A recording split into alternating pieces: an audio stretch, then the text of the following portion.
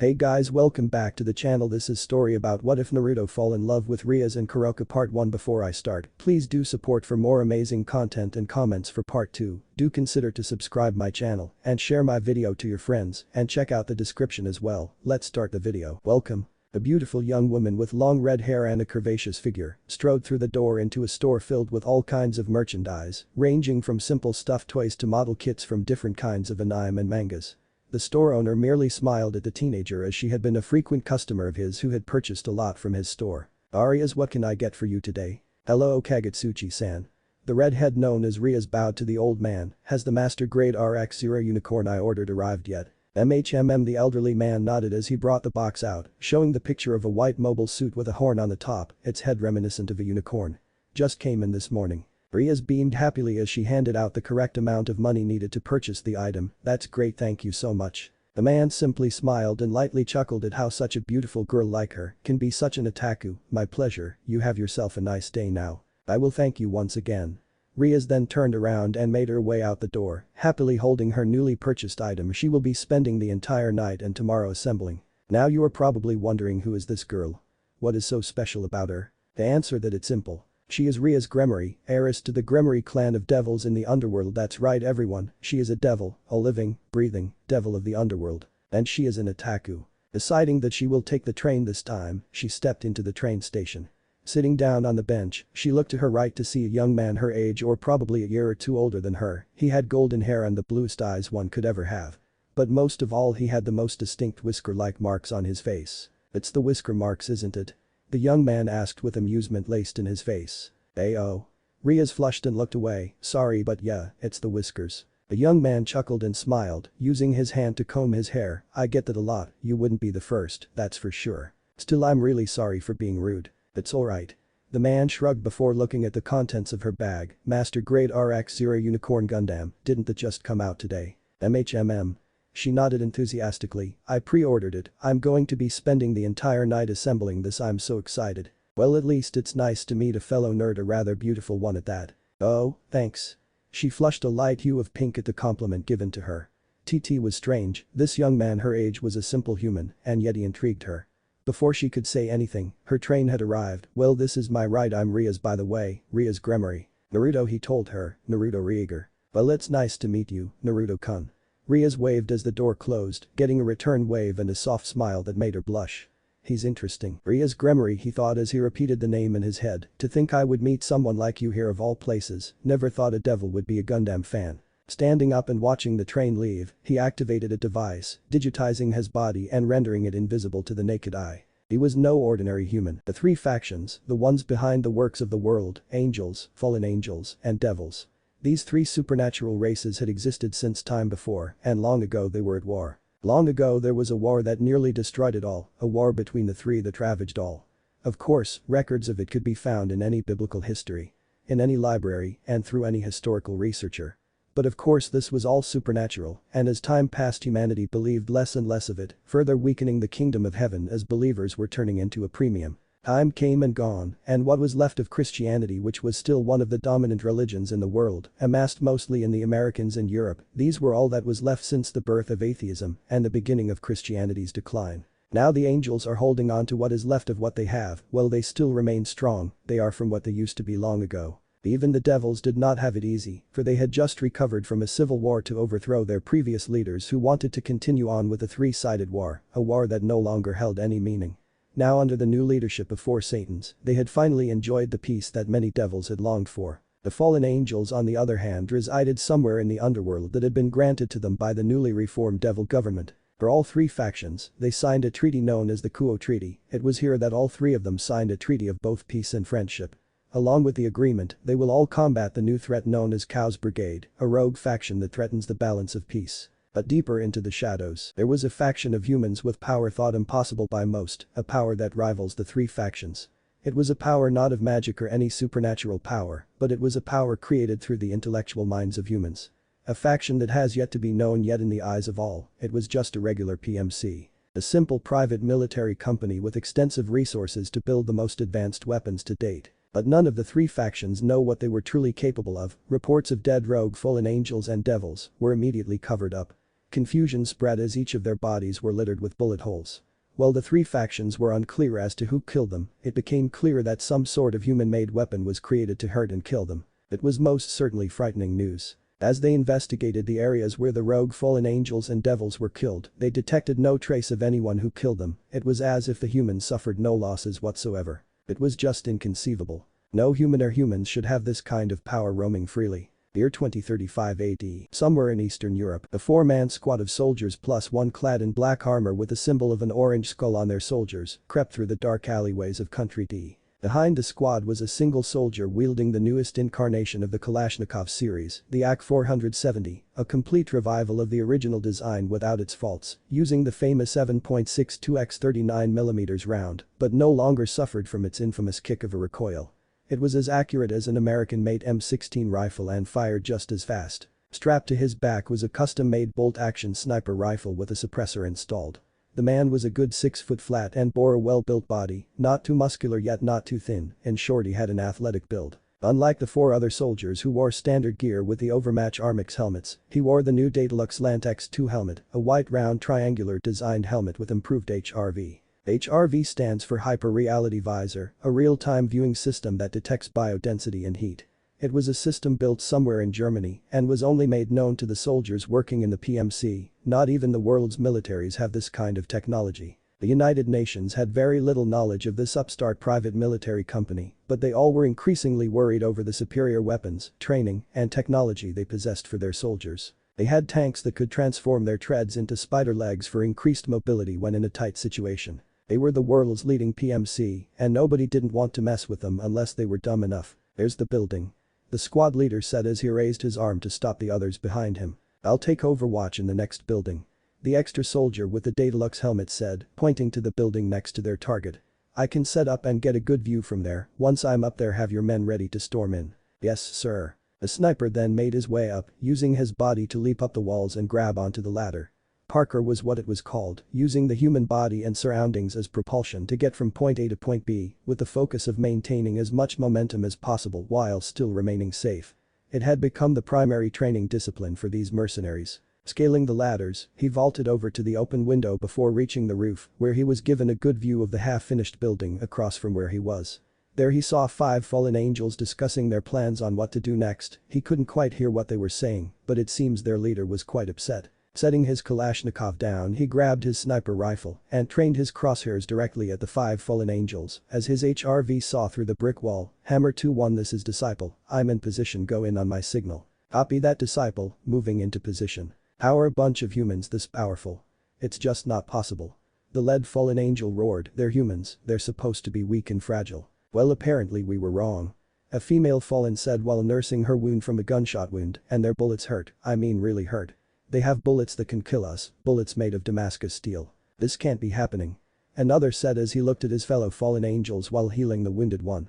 These humans are even immune to our illusionary magic. It's just not. Squelch, Larner. The female screamed as a single bullet ripped through her friend's head. She could only helplessly watch as her now dead comrade fell flat on the floor. The door to her front slammed open as a device was thrown into the room, emitting a flash that stunned them. Seconds later, light spears were being hurled from her still able-bodied comrades, but they ultimately fell to the hail of Damascus steel-imbued bullets tearing through their flesh. Deploying shield. A soldier said as he slammed a device onto the floor and activated a wall that deflected their light spears. The female just couldn't believe her eyes. They now had the means to not only kill them, but counter their abilities. This can't be happening. Another few seconds had only passed and her friends were now on the ground, alive at least, but she feared what would happen to them, most likely interrogated. How's brigade agent secured? One of the solders said through their black helmets. Good. A voice came through the radio, have them shipped out for processing. Roger that. The soldiers then cuffed them, using some sort of inhibitors that prevented them from using their powers. My life is over. The female fallen lamented. You stinkin' humans won't get away with this. The fallen leader barked but was then silenced by the butt of one of the soldiers' rifle that also hurt. Shut the fuck up. One of them said, you got no power here. The leader growled but was then earned a boot to his face. Hammer 2-1, Disciple, the voice in the radio was made heard once more. No hitting prisoners, now get the men head up to the roof. Yes, sir. The now captured fallen angels were led up to the roof of the building, where a VTOL aircraft was waiting them, along with one more soldier holding a sniper rifle, while a Kalashnikov assault rifle was slung over his soldier. All prisoners are accounted for. Good. The sniper nodded, let's go home. The female fallen angel could only grimace at the people who captured her and her brethren. They were the light that never existed, those who work in the shadows that had sowed fear into the hearts of the three factions. Black light. Disciple smirked when she heard the woman mutter the name, but was cut off when the communicator in his helmet went off. Hello. Yes, really. I will be there immediately. Something good, Commander. The squad leader asked his superior as they boarded the VTOL. Smiling behind his helmet, the sniper nodded, very good. Play Ghost in the Shell Innocence opening. The Ballad of Puppets Flowers Grieve and Fall. Progress, a building block of any civilization. It was through progress that thrusted humanity forward for millennia, it was through progress that we are what we are today. Entertainment, medicine, industry, all of it would not be possible were it not for progress. Through progress came the advancement of technology, entertainment rose, actors became even more famous than religion. Music became a cult following, sometimes even worshipped. Weapons got more powerful, the action got faster, the stakes got bigger than anything we have ever seen. But it was also through progress that the truth became blurry. They say truth is the first casualty of war. But who defines what's true? Truth is just a matter of perspective. The duty of every soldier is to protect the innocent, and sometimes that means preserving the lie of good and evil. Sometimes the boundaries between the two don't even exist, it's just one big gray canvas. Through technology, the advances in human medicine became bigger than ever, fully automated prosthetics were built.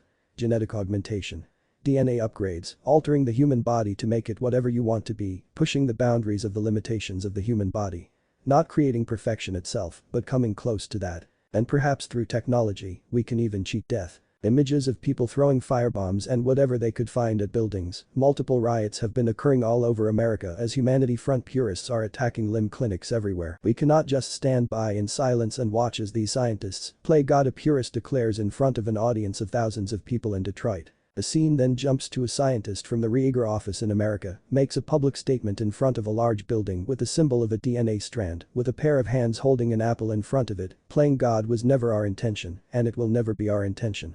We simply wish to thrust humanity forward into an age of prosperity. The image of a man in a talk show angrily retorts the claims from purists. These Luddites don't understand the benefits of fully functional cybernetic prosthetics and augmentations. Think of the war amps. The children with missing arms or legs, do they even realize how much good it has done for them? A religious zealot within the purist mass screams defiantly in front of a wall of policemen with a weapon in hand. This is not what God had planned for his children. Is it wrong to want to surpass the limitations of the human body?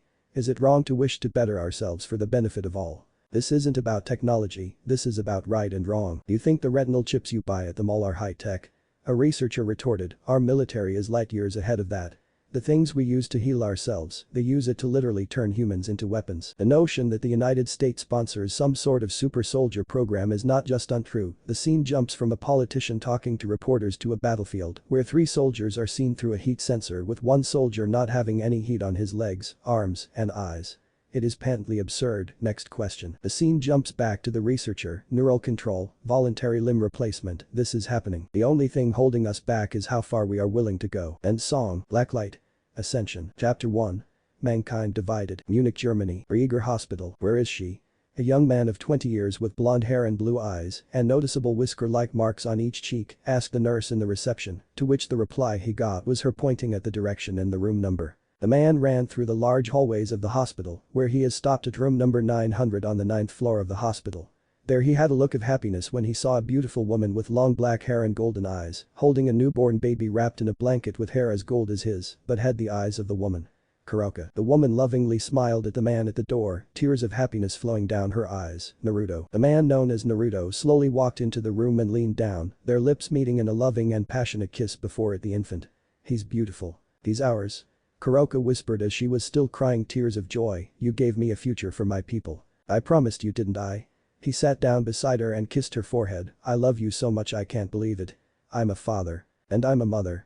She looked at his eyes, his augmented eyes, as she could see the tiny computers implanted into his retinas. Caressing his cheek and his whisker marks, she let one more tear slide down her cheek before smiling. I love you, Naruto, thank you. From there, the scene of a mother and father embracing each other with their child created a perfect picture. It's been 2 years now. He quietly said while gently stroking his son's cheek, who had inherited his whisker marks. 2 years since I found you and took you into my family, 2 years since I fell in love with you at first sight. Hard to believe I fell in love to a human, but not just any human. Kuroka said, the reincarnation of a hero long forgotten in history, a history now only known to the yokai. I still find that hard to believe. Well, believe it. She giggled before kissing him on the cheek and resting her head on his broad chest. I love you. You already told me that. I know, I just want to say it again. She lightly nuzzled her cheek onto her son's before placing a light kiss on his forehead. We haven't given him a name yet. How about Bolt? He suggested. Bolt? She raised an eyebrow and looked at her husband with an amused look. You want to name our son after some screw? That of course made him pout. I was referring to the lightning bolt. Blitz would be his German name. He said, resting his head on his wife's. Blitz von Rieger, Prince of Germany. It does have a nice ring to it. She agreed, caressing her son's cheek. Bolt it is. Hearing a tired sigh from the Nekashu, Naruto's arm around her tightened a little. You okay? Just tired. Giving birth does that to anyone, no matter what race you are. That I will not argue with. He said as he remained seated on the bed with his wife, with the baby still in her arms. Our life has only just begun. Bavarian Alps, Germany. Outside the municipality of Berchtesgaden, Volsteinhaus, Eagle's Nest. You got this for us. Kuroka looked at the mountain below her while she held her precious little son in her arms. At the top of the mountain she could see a sizable house. Just outside the chalet-style structure was a landing pad for their VTOL aircraft to land on. Yep. Naruto nodded while wrapping an arm around his wife's waist. I got the Volsteinhaus for us. It's no longer a restaurant, but our new home, a nice place for Bolt to grow up in. How much did this all cost? No need to worry, I was able to afford it though Grandma and Aunt Adelaide helped. I can't believe we're going to live here. Kuroka exhaled while gazing at the beautiful home along with a valley down below where the town was present. Even with the age of technology, the town of Berchtesgaden was still beautiful. Oh wow, this is just wonderful. Anything for you, baby. The blonde said, kissing her fully on the lips, which was returned in kind. I already had our stuff moved so you won't have to worry about moving. Thank you, Naruto. I'm your husband, it's my job to get my family nice things. Just don't spoil Bolt too much. She chided playfully. But at least we can raise our child in peace. I don't have to worry about the factions coming after me. I'd be damned if I would let that happen. He declared as they felt the aircraft descending down onto their new home's landing pad. They are not taking you away from me. She smiled and leaned closer to his chest, although I do hope Shirin-chan would get the chance to meet her nephew. In time. He reassured her, let's just get settled in first, the time to reveal ourselves to the supernatural world isn't right yet. For now let's just enjoy our new family. Meeting you 2 years ago was the best thing ever. Yeah, it was. He shivered a little as he felt her lips on his neck. My family. Oh, this is beautiful. The two-tailed Nekashu let out a breath while gazing at the beautiful view of the valley and the Alps. Take a look inside, everything's been already set up. The black-haired beauty in her iconic black yukata was rendered speechless. Everything inside had been completely refurbished. The living room was now up to modern standards, along with the largest television that could ever be fitted in their new home. The kitchen had also been built with the latest technology in order to maximize comfort and living conditions. It was everything she could have asked for and possibly even more. The master bedroom had a queen-size bed with a large window that had the view of the valley. Just next door was Bolt's room with a crib installed. Stuffed toys, pillows, blankets, extra diapers and supplies for the baby alone was more than enough. She truly was blessed to have met him, and now he had given her the future of the Nekashu race, a race nearly extinct. Due to Nekomata normally being female, they are forced to mate with other races, normally human males, as they are the most numerous. No matter what race they mate with, the offspring would always be born a Nekomata. Kuroka on the other hand is a special variant of her race in the Nekashu, a sub-race known for mastering Yujutsu and Senjutsu. Yujutsu is the Yokai form of spellcraft and is mainly unique to the Yokai. Senjutsu on the other hand is different from magic and sorcery. The biggest difference is that Senjutsu stresses the importance of something called chakra, the aura that is the great original power that flows into one's spirit, in other words one's life force, and turns it into a constant current. It is a power that is both similar yet different from the magic of devils and the light power of angels. Its direct destructive power cannot match that of magic or the power of light, but Senjutsu can make use of the unknown part hidden within plants, animals, and people. For example, if one learns Senjutsu, it is said that they could excel at reading the flow of someone's spirit, of their aura, and that they can also grasp the movements of a faraway target to a certain degree. The problem with Senjutsu though is that while it can read and handle spirit energy, it also takes in the malice and ill will that floats in the world. This means that absorbing too much of that malice will result in one becoming drunk with power. It is something that Kuroka even her is afraid of, but thankfully Naruto said that they will tackle it together now that he had learned how to use chakra from fragments of memories of his past life. For now he would use chakra to strengthen his body and do feats thought impossible. She was elated though, for the first time in a very long time a Nekomata had given birth to a son, a male. The future of her race never looked brighter. She walked over to the living room after putting her son to sleep and saw her husband on the couch, looking at his cybernetic right arm. Naruto. It still baffles me how I can feel every touch with this arm. He whispered, flexing his prosthetic mechanical hand, it's been 10 years since I lost my right arm. 10 years since I lost my parents in that freak car accident. 10 years since Auntie Adelaide adopted me. 10 years since my life changed dramatically. Oh Naruto, she sat down beside him and cupped his cheek, don't dwell in the past, I don't think your parents would want that. He let out a small smile while gently stroking his wife's hands with his cybernetic one. I know I have a beautiful wife and a wonderful newborn son after all. You gave me the happiness I have wanted for so long. Hey, she chided while pecking him on the lips, none of that old people speech, we're not that old. Hey, he snickered, sorry, but then blushed when he felt his stomach rumble, I'm actually hungry now. The Nekashu giggled and pulled him up to his feet, then let's go see what we can cook up. Unknown location. Days after the Kuoh Treaty. And yet another group of fallen angels in Kuoh's brigade fall victim to these attacks. A man with black hair and golden bangs, lacing his fingers while speaking to two other men, one with long golden hair and a halo atop his head and the other with long red hair. This is the fifth one this month. This indeed is most concerning. The one with golden hair spoke with a grim nod, to think that humans would have gained this much power without us knowing. True, that is indeed troubling. The red spoke up, but these people have been targeting only Kuoh's brigade units and stray devils that had been killing humans. Don't we have any real cause for concern, as long as we do not provoke them. Yeah, you're right about that. The first person shrugged, leaning further into his chair. At least in a way they're helping us with that problem. What do you think, Michael? The blonde known as Michael sighed, well, I do not deny that they have been indeed aiding us, I fear they may have an ulterior motive, and I also fear that they are not affiliated with the church. They have the makings of exorcists and yet no sign of exorcisms in the scenes, using weapons not sanctioned by the church. Don't expect these people to play by the rules, Michael. The redhead spoke, because I can assure you that it will most certainly will not. A war between humans would be disastrous as it is, and knowing the hearts of mankind they will retaliate in force. Just to be safe, I would advise that you simply let them be and see what happens next. He's got you there. The first person with black and gold hair said in agreement. Michael nodded, knowing that this was the best course of action. Very well, Sirziches, Azazel. Next day, more reports and scenes of purists attacking limb clinics are rising as religion has become a major part of this. Many preachers and religious representatives have boldly claimed that augmentation is not unethical. The news then jumps to a purist from Humanity Front. These heathens do not know the repercussions of augmentation, no matter how much they deny it, they are playing God. Retribution is at hand. Click. Naruto sighed as he switched the channel to something more subtle, so Animal Planet was what he chose. It had only been a day since they had arrived in their new home, and everything had fallen into normality for the young family. Why do I get the feeling that this is only going to end badly? They just don't know that God is dead. Kuroka shrugged while she had a blanket over her shoulder, currently breastfeeding her baby boy. The problem is the consequences of revealing that fact. The blonde said as he dug into his bratwurst sausage, the Vatican will cease to exist because of this. The power vacuum. Kuroka connected the dots, is it going to be that bad? I mean we would be literally destroying not only Christianity but Islam as well. We are talking about the two largest religions in the world, destroying their faith would cause the world to fall into a state of chaos. That's not even something Blacklight can handle with our secret fight against Kuoh's brigade and the Order. Have any of the investigators found anything as to whom or what exactly the Order is? The wife asked. Naruto shook his head, no, though we speculate they could be some kind of old organization that had been in the shadows for a very long time. Though how they got technology similar to ours is a mystery. Right now though they aren't that big of a problem, but they will still need to be checked. Right now it's Kuoh's brigade that we will need to focus on. And what of the purists? Our guys down at the States will handle that. Kuroka nodded, but was then alerted by her son no longer feeding, smiling down at Bolt. She lifted her yukata to cover her breast. Well, looks like he's full. Naruto chuckled while digging into his breakfast, he's a healthy eater, that's good at least. You're going to grow big and strong like mama and papa, right Bolt?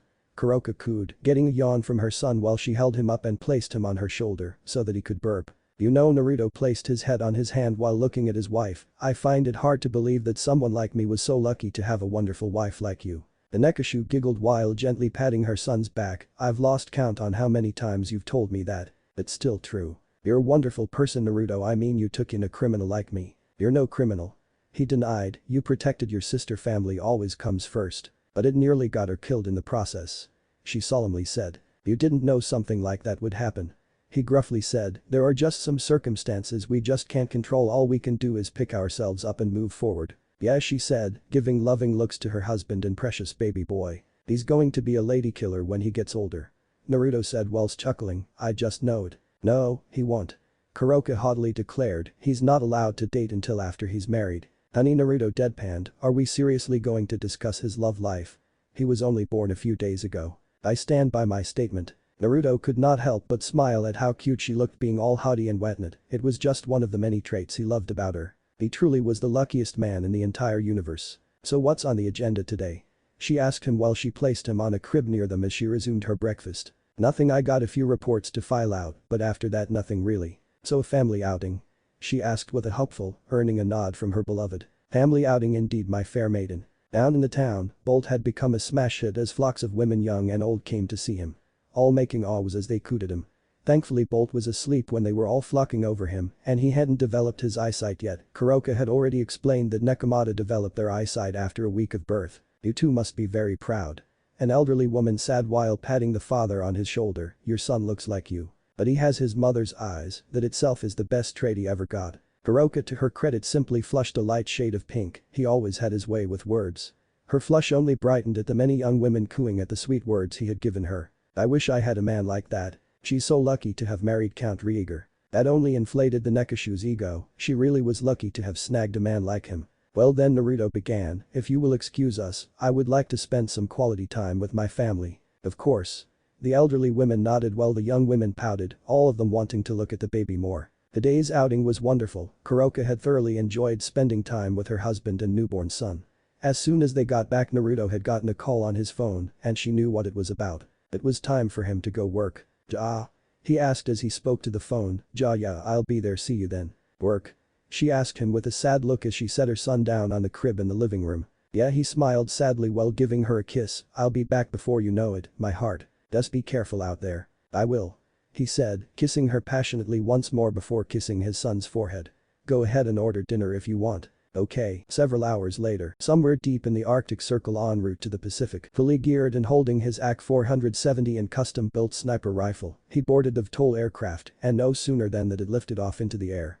Within the aircraft he looked into a datapad where the mission data was being displayed.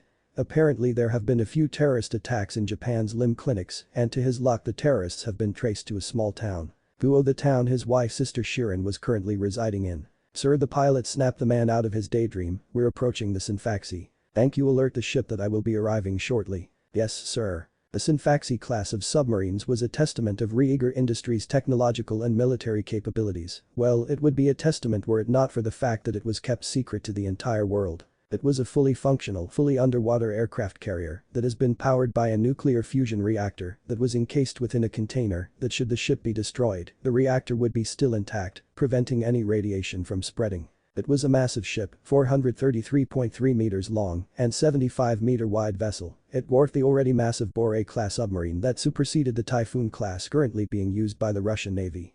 It could house a single fighter squadron while still leaving room for transport aircraft and land vehicles. Only 3 of these monsters were built due to cost, and one of them was Naruto's to command. Sfaxi to incoming VTOL aircraft, we have you on our radar. Copy that, Sfaxi, requesting permission to land. The pilot of the VTOL acknowledged, I have disciple on board. Acknowledged, permission granted. Welcome back, Commander. The aerial ship's runway made way for the VTOL as several soldiers line up to greet the grandson of their leader, Marlene von Rieger, CEO of both Rieger Industries and the Secretive Blacklight. As soon as the VTOL aircraft landed and was sealed within the vessel, the submarine immediately submerged, rendering it invisible to both radar and sonar thanks to its magnetohydrodynamic drive, or better known as the Caterpillar drive, a silent propulsion system built on every Blacklight submarine. Along with its undetectable propulsion system, it was layered with thick rubber in order to prevent sonar detection. But even with its massive size, it maintained an average speed of 35 knots topside and 28 knots underwater, extremely fast in terms naval capabilities. Instead of torpedoes, it was armed with tactical high-energy lasers or THELs. It was armed with a total of 20 lasers, 4 on the bow, 4 on the aft, 3 on each side, 3 on the top side and 3 on the bottom. From that it was armed with 3 SAM missile launchers and several 20mm anti-air guns. But it was not the lasers that it was the most powerful. It was armed with several Nimbus missile tubes. The Nimbus missiles are special shockwave intercontinental ballistic cruise missiles, armed with a high-explosive warhead designed to detonate in mid-air, airburst. The warheads used allow the explosion to remain airborne for several seconds before dissipating mid-air and destroying anything in its radius. It was the next best thing to a nuclear missile. The ship had a complement of only 500 men and women due to it being a submarine and because of the advancement of technology that allowed fewer crewmen to operate a vessel. Along with it had 12 pilots for its fighter wing, several pilots for VTOL transport aircraft, and a company of Blacklight's elite soldiers and spider tank crews. Thanks to the benefits of having fewer crew, it was a spacious ship, allowing personal rooms for each crew member. "Welcome back, Tovrish, Commander." The submarine's Zo saluted the blonde along with the bridge's crew who did the same. "Thank you, Ramius." The blonde shook the older man's hand before addressing the bridge, "As you were, all of you, let's get down to business." Ramius nodded and did so. "The ship's course is en route to the Pacific as we speak, we'll have a VTOL ready within the hour." "Good." Naruto nodded as he approached the tactical table. The ship's mission was to set up a presence and operate in the Pacific Ocean, while the other two operate in the North and South Atlantic Oceans. From there the Sfaxi can be used as a relay and mobile command base. "So how is the wife and newborn?" Naruto smiled at the Zo who was at least twice his age. "Good, I am the happiest man in the world right now." The older man smiled as he stood beside his commanding officer. "Just be sure to not repeat the mistake I did, don't ever let them go." "I don't ever plan to," he said before putting on his commander face. "Status of the AMCM? Anti-magic countermeasures are online and functional, sir." A weapons officer reported. "We are also running silent, no one can see us." Good. The anti-magic countermeasure or AMCM, pronounced AMCAM, was a special barrier that protects the Sfaxi from any known magical attack that was used by the three factions. Speculations say that it could probably even protect it from a dragon's attack, though they are just speculations as its full potential hadn't been fully tested due to the lack thereof. But for everyone, it was the best defense against the three factions, though even then they were still unsure if it could withstand an attack from a seraph or the four demon lords of the underworld. But it was still better than nothing. "So what's the situation that our precious limb clinics in Japan need fixed?" Zo brought up the information on the tactical table's computerized screen and showed images of several damaged centers. "We received reports of our clinics firebombed by terrorists, suspected to be purists, along with religious zealots within their ranks. We tracked them into a small town in Kuoh Gremory territory. Possible Order or Chaos Brigade involvement. Unlikely, but there is still a chance. A chance is a chance and I am not taking any chances. I want a perimeter in the town, seal all points of escape. I want a fallback contingency set up as well in case of supernatural encounters. Japan is one area where the angels have significant influence, especially with exorcists. Be prepared to have them attack us just for being augmented. Once we are within range, contact Major Motoko from Public Security Section 9 and inform her and her unit of the situation in Kuoh." "Ah, Commander, play the Hunt for Red October theme, brothers and sisters of Blacklight." Naruto spoke through the comm as he addressed the entire crew. "A new dawn is rising for our people. From this day onward, we will finally show our true colors to the supernatural world. No more will humanity lag behind while our cousins bask in luxury, enjoying their cradle of power.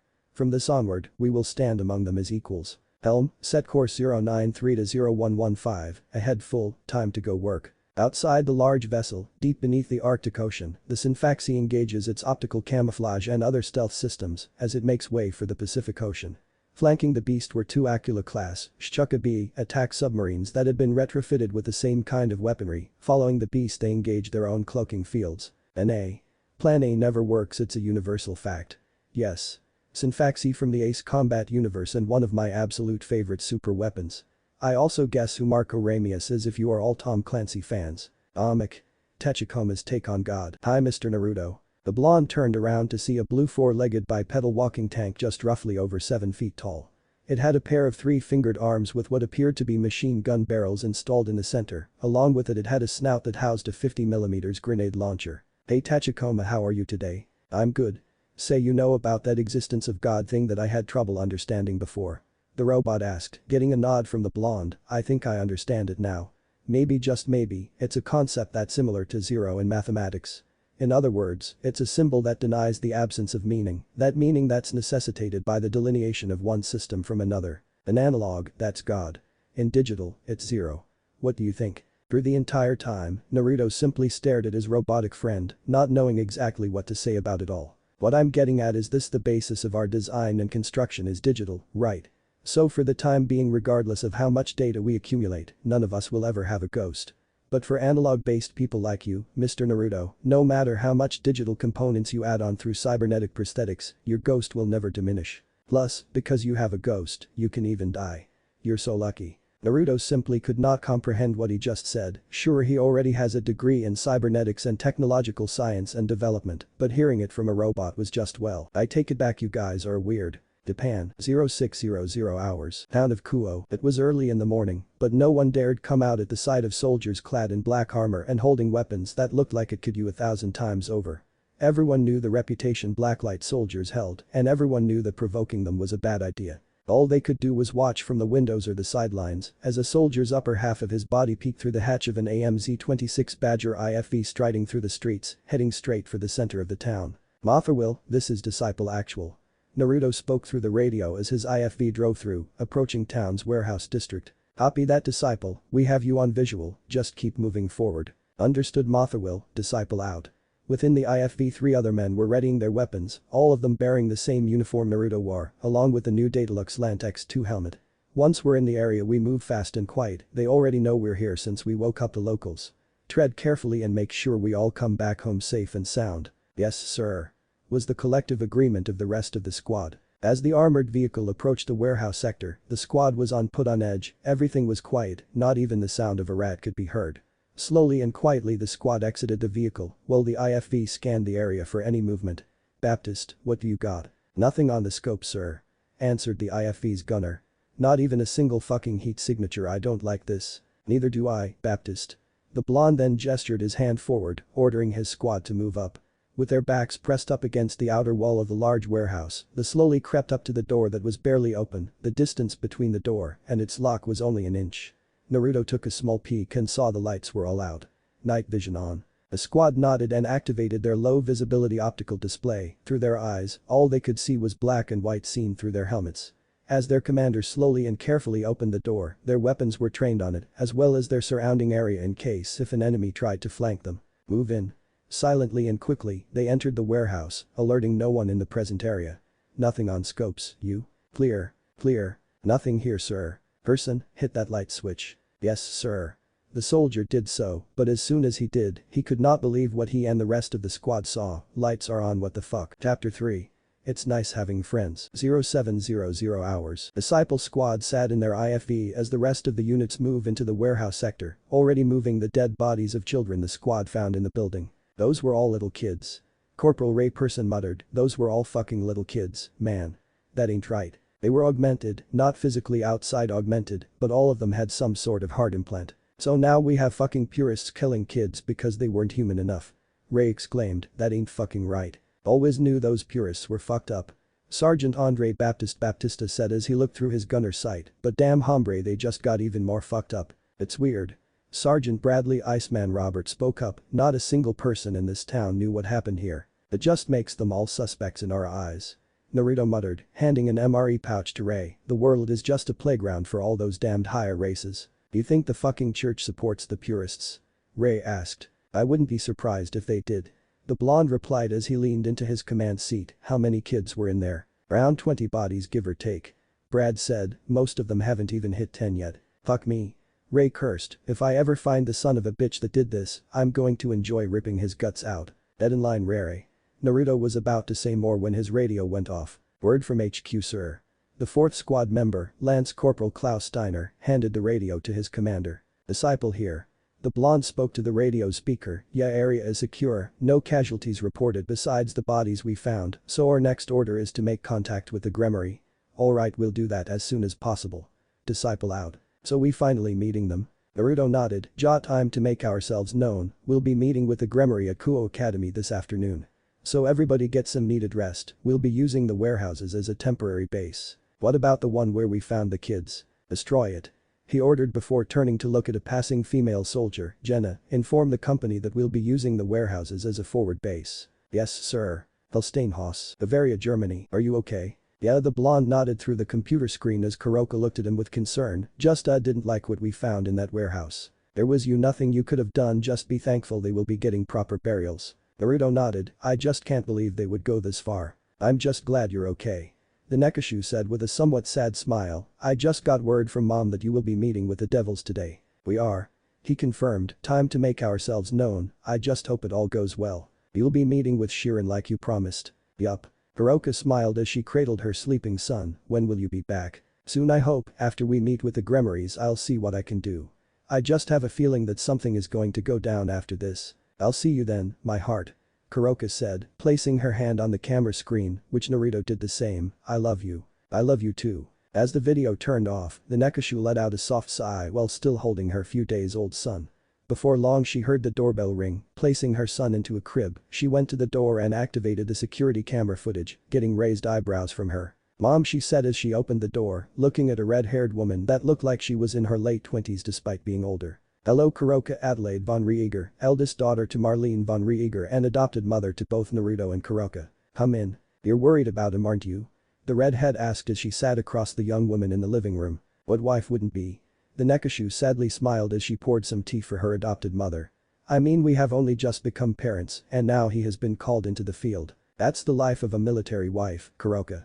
Adelaide said, coming from me it is better to keep them happy than to keep them safe. I know, Kuroka said, I'm just scared he's married to me after all and I am still wanted in the entire underworld. You know we won't allow them to lay their hands on you, you are a part of this family. I know that too, I'm just scared they might go after him. They all think that Nekashus are dangerous, so I also fear that they will go after my baby. That will never happen. Adelaide reassured her before looking at her grandson. How is he? Has he gained his traits yet? He won't until he turns a month old.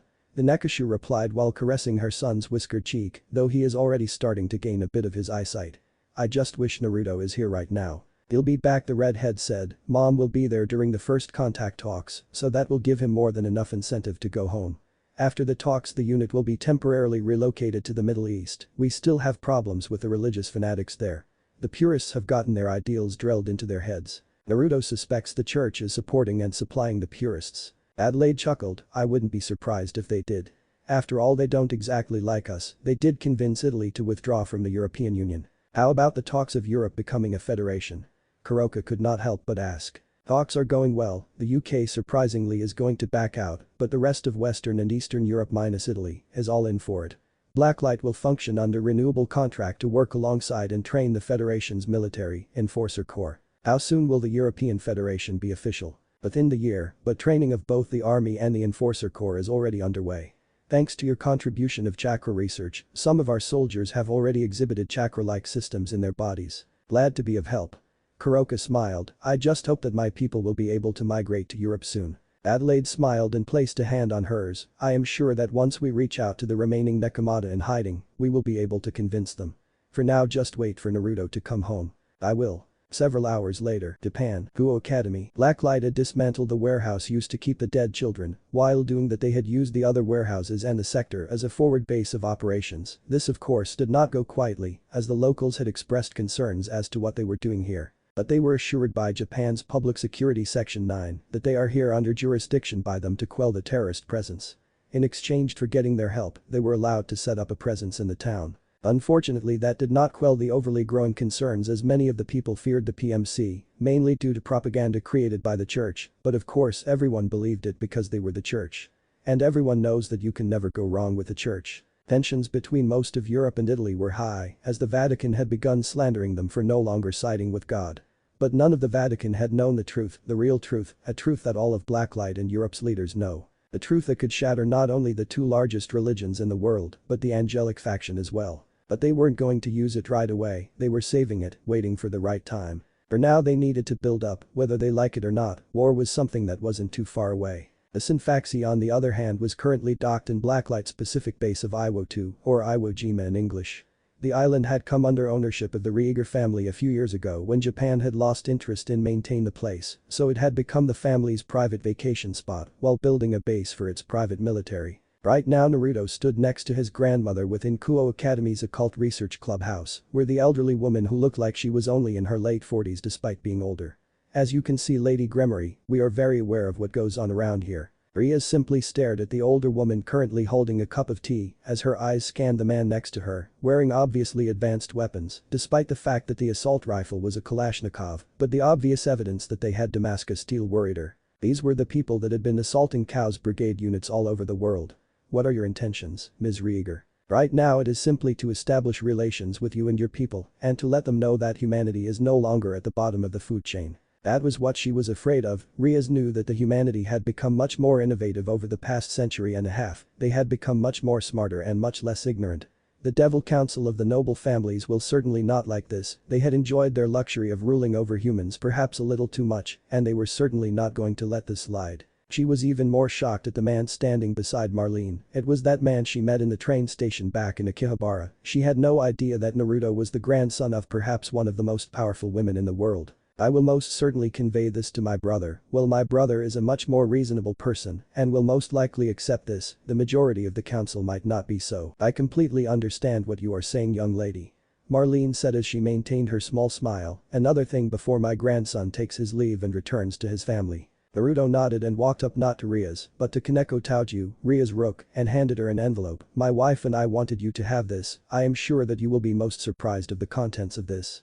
Now if you will excuse me, I am going to return to Germany and be with my wife and newborn son. Kaneko hesitantly took the envelope as the blacklight soldier turned around, exiting the door and boarding a transport toll. Go ahead, child. Marlene motioned Kaneko to open the envelope. I am sure that you will be surprised as to what my grandson and his wife has in store for you. Go ahead, Kaneko-chan. Rias said, giving her the go-ahead. Kaneko nodded and slowly opened the envelope, seeing a picture within it. She pulled it out, and what she saw she could not comprehend. In the picture was a beautiful woman with long black hair and gold eyes, holding a newborn baby boy with gold hair and the same gold eyes the woman had. This woman holding the baby was her older sister Kuroka, and the man who had just left was her brother-in-law. Owani-sama. What? Rias nearly gasped along with the rest of her peerage, walking over to her rook and seeing the picture, her eyes bulged out in utter shock. What is the meaning of this? I assure Lady Gremory. Marlene calmly said, there is no foul play here. My grandson is your rook's brother-in-law, and your rook, Kaneko Taoju, or as we know as Shirin, is an aunt. The Rias pawn, who had brown hair, gasped, Kaneko-chan is an aunt. I'm an aunt. Owani-sama has a son, a male Nekashu. Is Rieger. Rias narrowed her eyes. Do you realize that you are harboring a SS-class criminal? I would be mindful of your mouth, young lady. Marlene sternly said, be lucky that my grandson was not here to hear those words coming out of your mouth. We are all aware of why she did what she did. And by no means do we see her as a criminal. What she did was murder her king. In order to protect her sister from that man who wished to experiment on her for the use of Senjutsu. Rias looked at Kaneko in shock, who also had the same face. Marlene continued, Kuroka's powers exceeded that of her king's, so that man wanted to get his hands on her sister and replicate it, but Kuroka wouldn't have any of it. So in order to protect her from experimentation, she decided to kill him, and the rest is history. Now if you wish to go for a visit, it can be arranged quite easily. All Kuroka wants is her family to be whole again. Now then, can I get another cup of tea? This brew is simply amazing. Half a day had passed, and Kuroka was elated to see a transport toll touching down just a few dozen meters away from her home, seeing the man exited approaching her in a calm, orderly fashion. She did not wait though, she rushed out to meet him with her child in her arms, pulling him into a loving embrace while locking her lips onto his. You're home. I am home. He looks down to see his wonderful son in his wonderful wife's arms, only a few days, and yet it felt like forever. That's my line. Naruto chuckled and saw his son, already fast asleep, kissing his forehead. He greeted him, hey buddy, daddy's home. I have dinner waiting, then let's eat, I'm famished. Once putting Bolt in his crib, the husband and wife sat in the living room, cuddling and enjoying the touch of their skin against each other. The phone rang, getting Naruto to reach for the device and answer it. This is Rieger, yeah, Hare, yeah. You alright, thanks for letting me know. What's wrong? Kuroka asked as she saw the upset look on her husband. It's Brad again, started talking about his ex-fiancée. That made the Nekashu sigh, he needs to move on. It's hard for him not to, I mean they've been together for 10 years and she just jilts him and marries his best friend of all people. He leaned down and rested his head on top of hers. He told me I was a better best friend, he stuck out for me, I stuck out for him. It's not fair, he did nothing wrong and yet the love of his life simply up and left him for someone else. I want to help him, I just don't know how. Kuroka pulled him closer and nuzzled his chest before pecking him on the lips, one step at a time. First just be there for him, then analyze and then just go on from there. Now about Shirin. I gave her the envelope though I didn't wait and stay to see her reaction. I should get a message from Grandma soon. I see, we'll get a follow-up message when we can. He told her, we just have to be patient. Japan, Kuoh Academy, Disciples AMZ-26 Badger. The rest of the squad sat in their IFV, silently eating their dinner. At least the food isn't like what I had back when I was with the Marines. Ray said as he ate his steak. The entire company was having a barbecue. He was about to take another bite when he saw Ria's pawn looking around. Hey kid, what the fuck are you doing here? Oh, other brunette nearly jumped. I was just curious and Ms. Rieger invited us to join in on the dinner. Then what the fuck are you waiting for? Ray asked him, causing a certain bespectacled student council president in the vicinity to frown at his choice of language. Grab a fucking a plate and get some chow. Alright. High schoolers. Ray snorted. Don't be so hard on them, Ray. Brad lightly chided while eating his own fill. They may be devils, but they are still ignorant to most of the world, just like any average teenager. Looking at the brunette who got his food, called out to him, "Hey kid, come here and join us." Ray kept quiet. Maybe they can get some intel on this kid. Besides the fact that he's a horny little fucker that prefers to think with his dick. Issei Haidu was his name, a second year in this fine institution. "We won't bite, kid."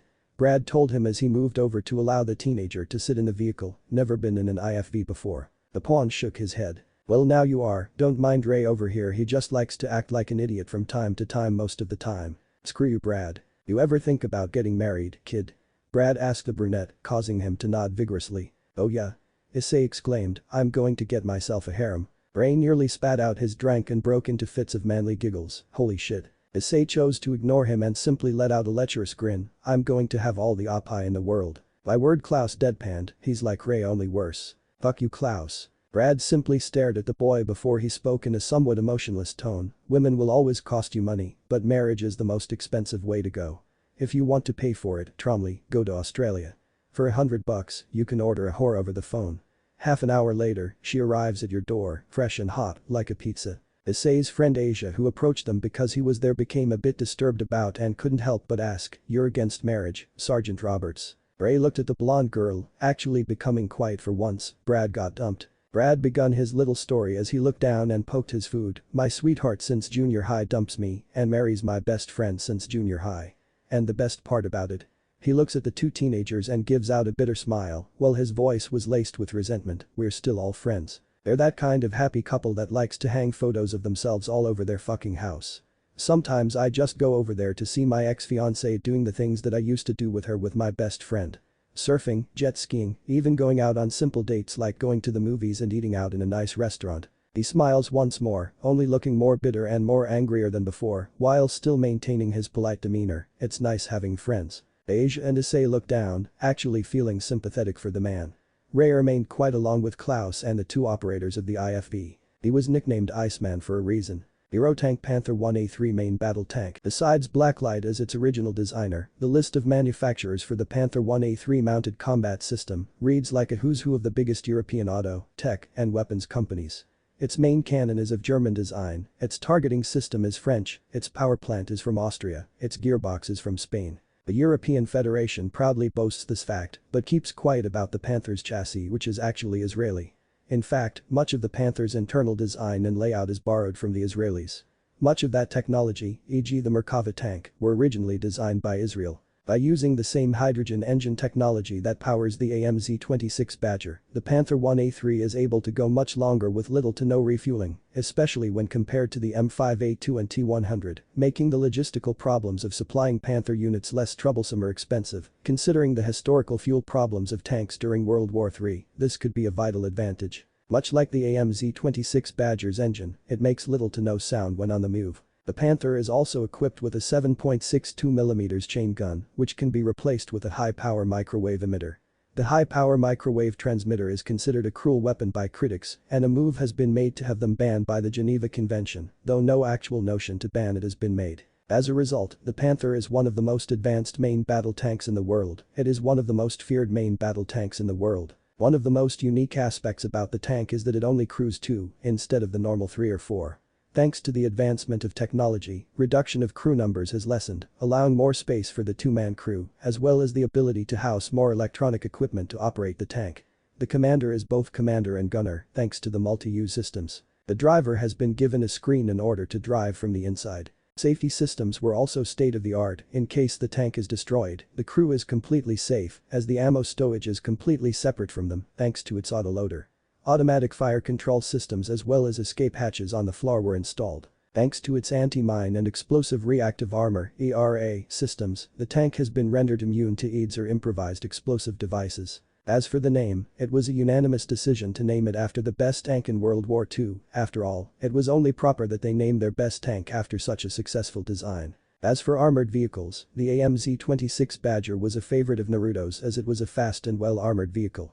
Thanks to the advancement of countermeasure systems, every vehicle in the European Federation was rendered immune to any aid. The worst thing that could happen to a Badger is that it gets flipped over due to its light weight. The capable commander on the field and able to make on-the-spot decisions when under heavy fire, he became a distinguished in the Middle East during a terrorist attack on one of the major cities.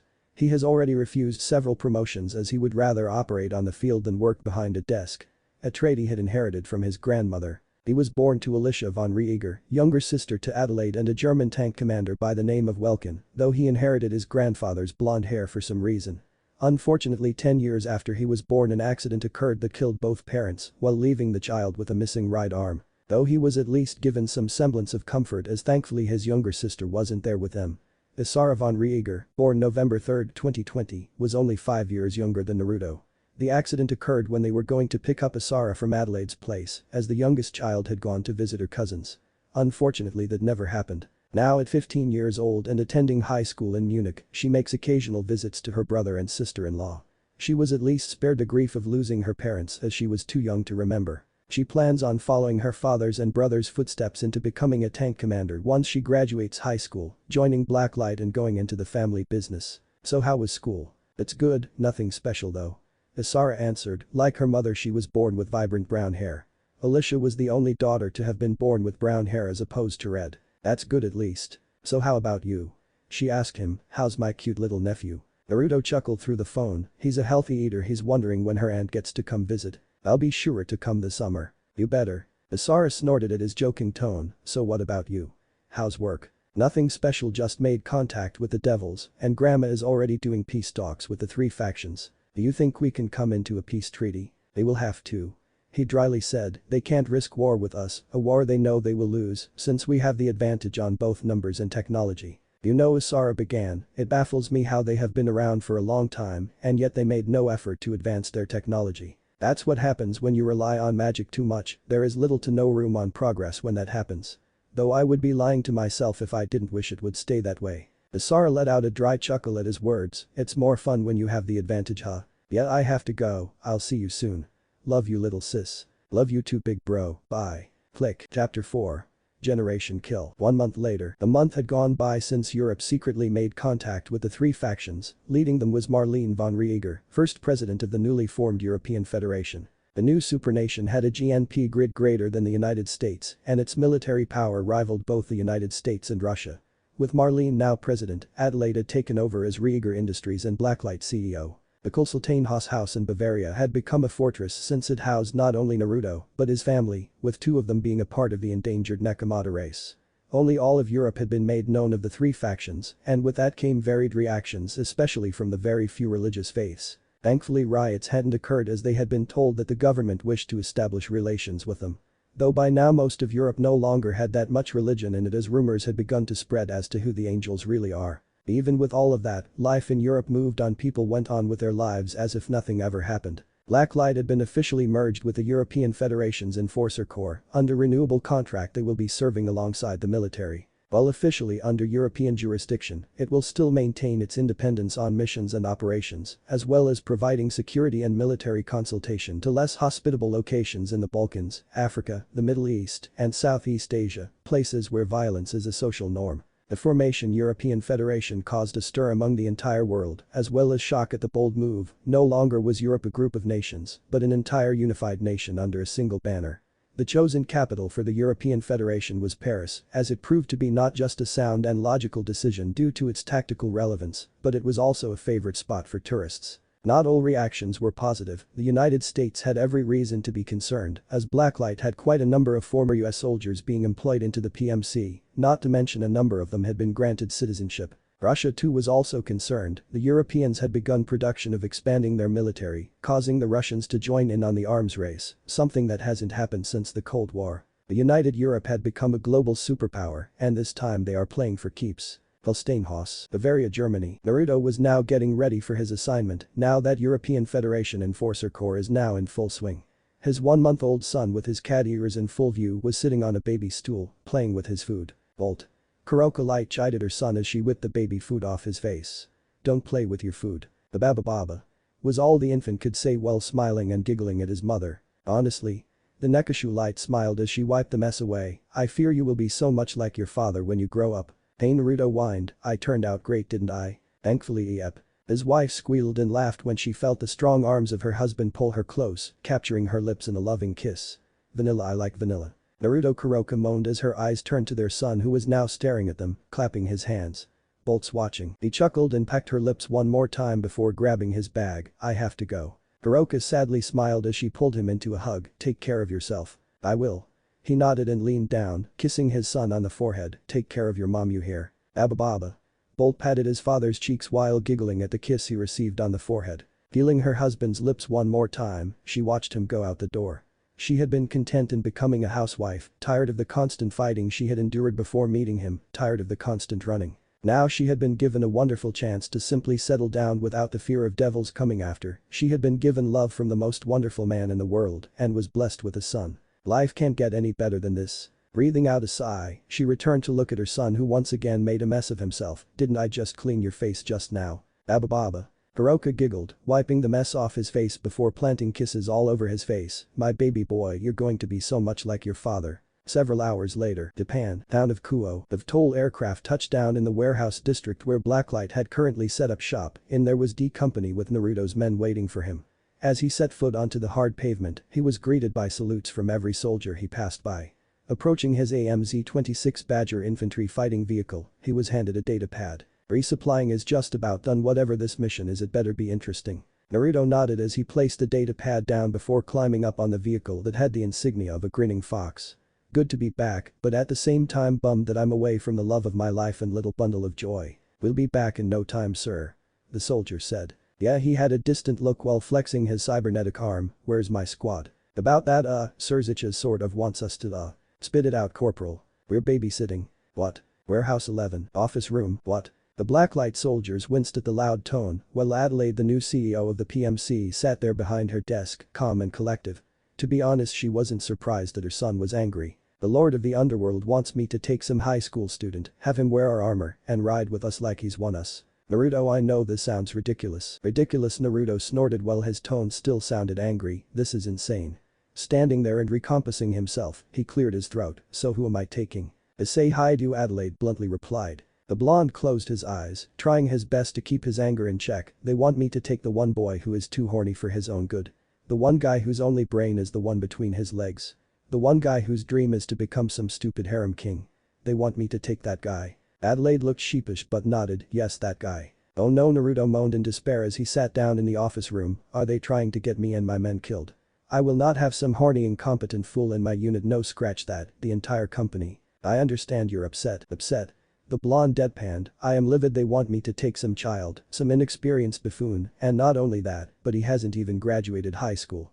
I don't care if he's a devil, angel or whatever, I will not stand for this insult. Adelaide sighed, of course he would say that if it were her mother sitting here, she would be saying the exact same thing.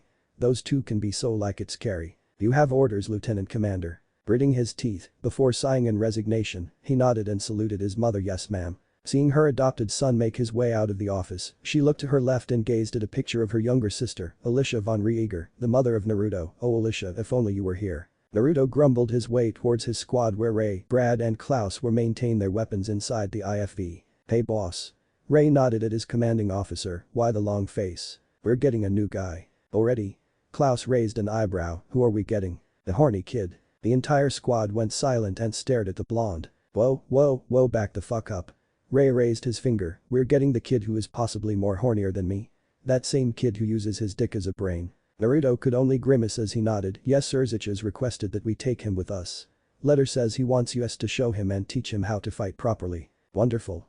Brad blankly said, we are getting some horny, overly horny, greatly horny child that not only uses his reproductive organ as his only thought processor, but does not even know how to fight properly besides swinging his fists everywhere.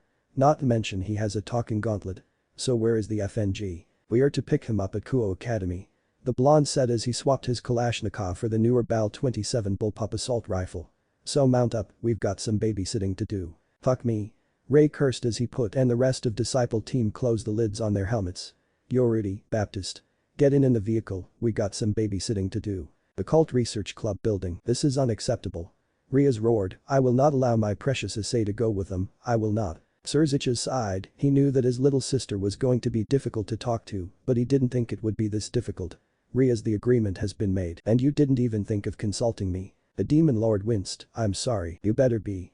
Rias said before sitting down, I'll let Issei know of this, but this does not mean I am willing to forgive you for this. Serzic could only look down in shame, I understand. Uchiwa walked in with a somewhat sad look, a blacklight vehicle arrived. Rias swallowed her saliva, looking nervous as men had come to take her Issei away, I'll be out there to meet them shortly. Naruto was not a happy camper at this moment, sitting atop the IFE just beside the turret that contained a pair of 4-barreled multi-purpose self-loading tow missile system, a 30mm chain guns in the center, and a high-powered microwave emitter.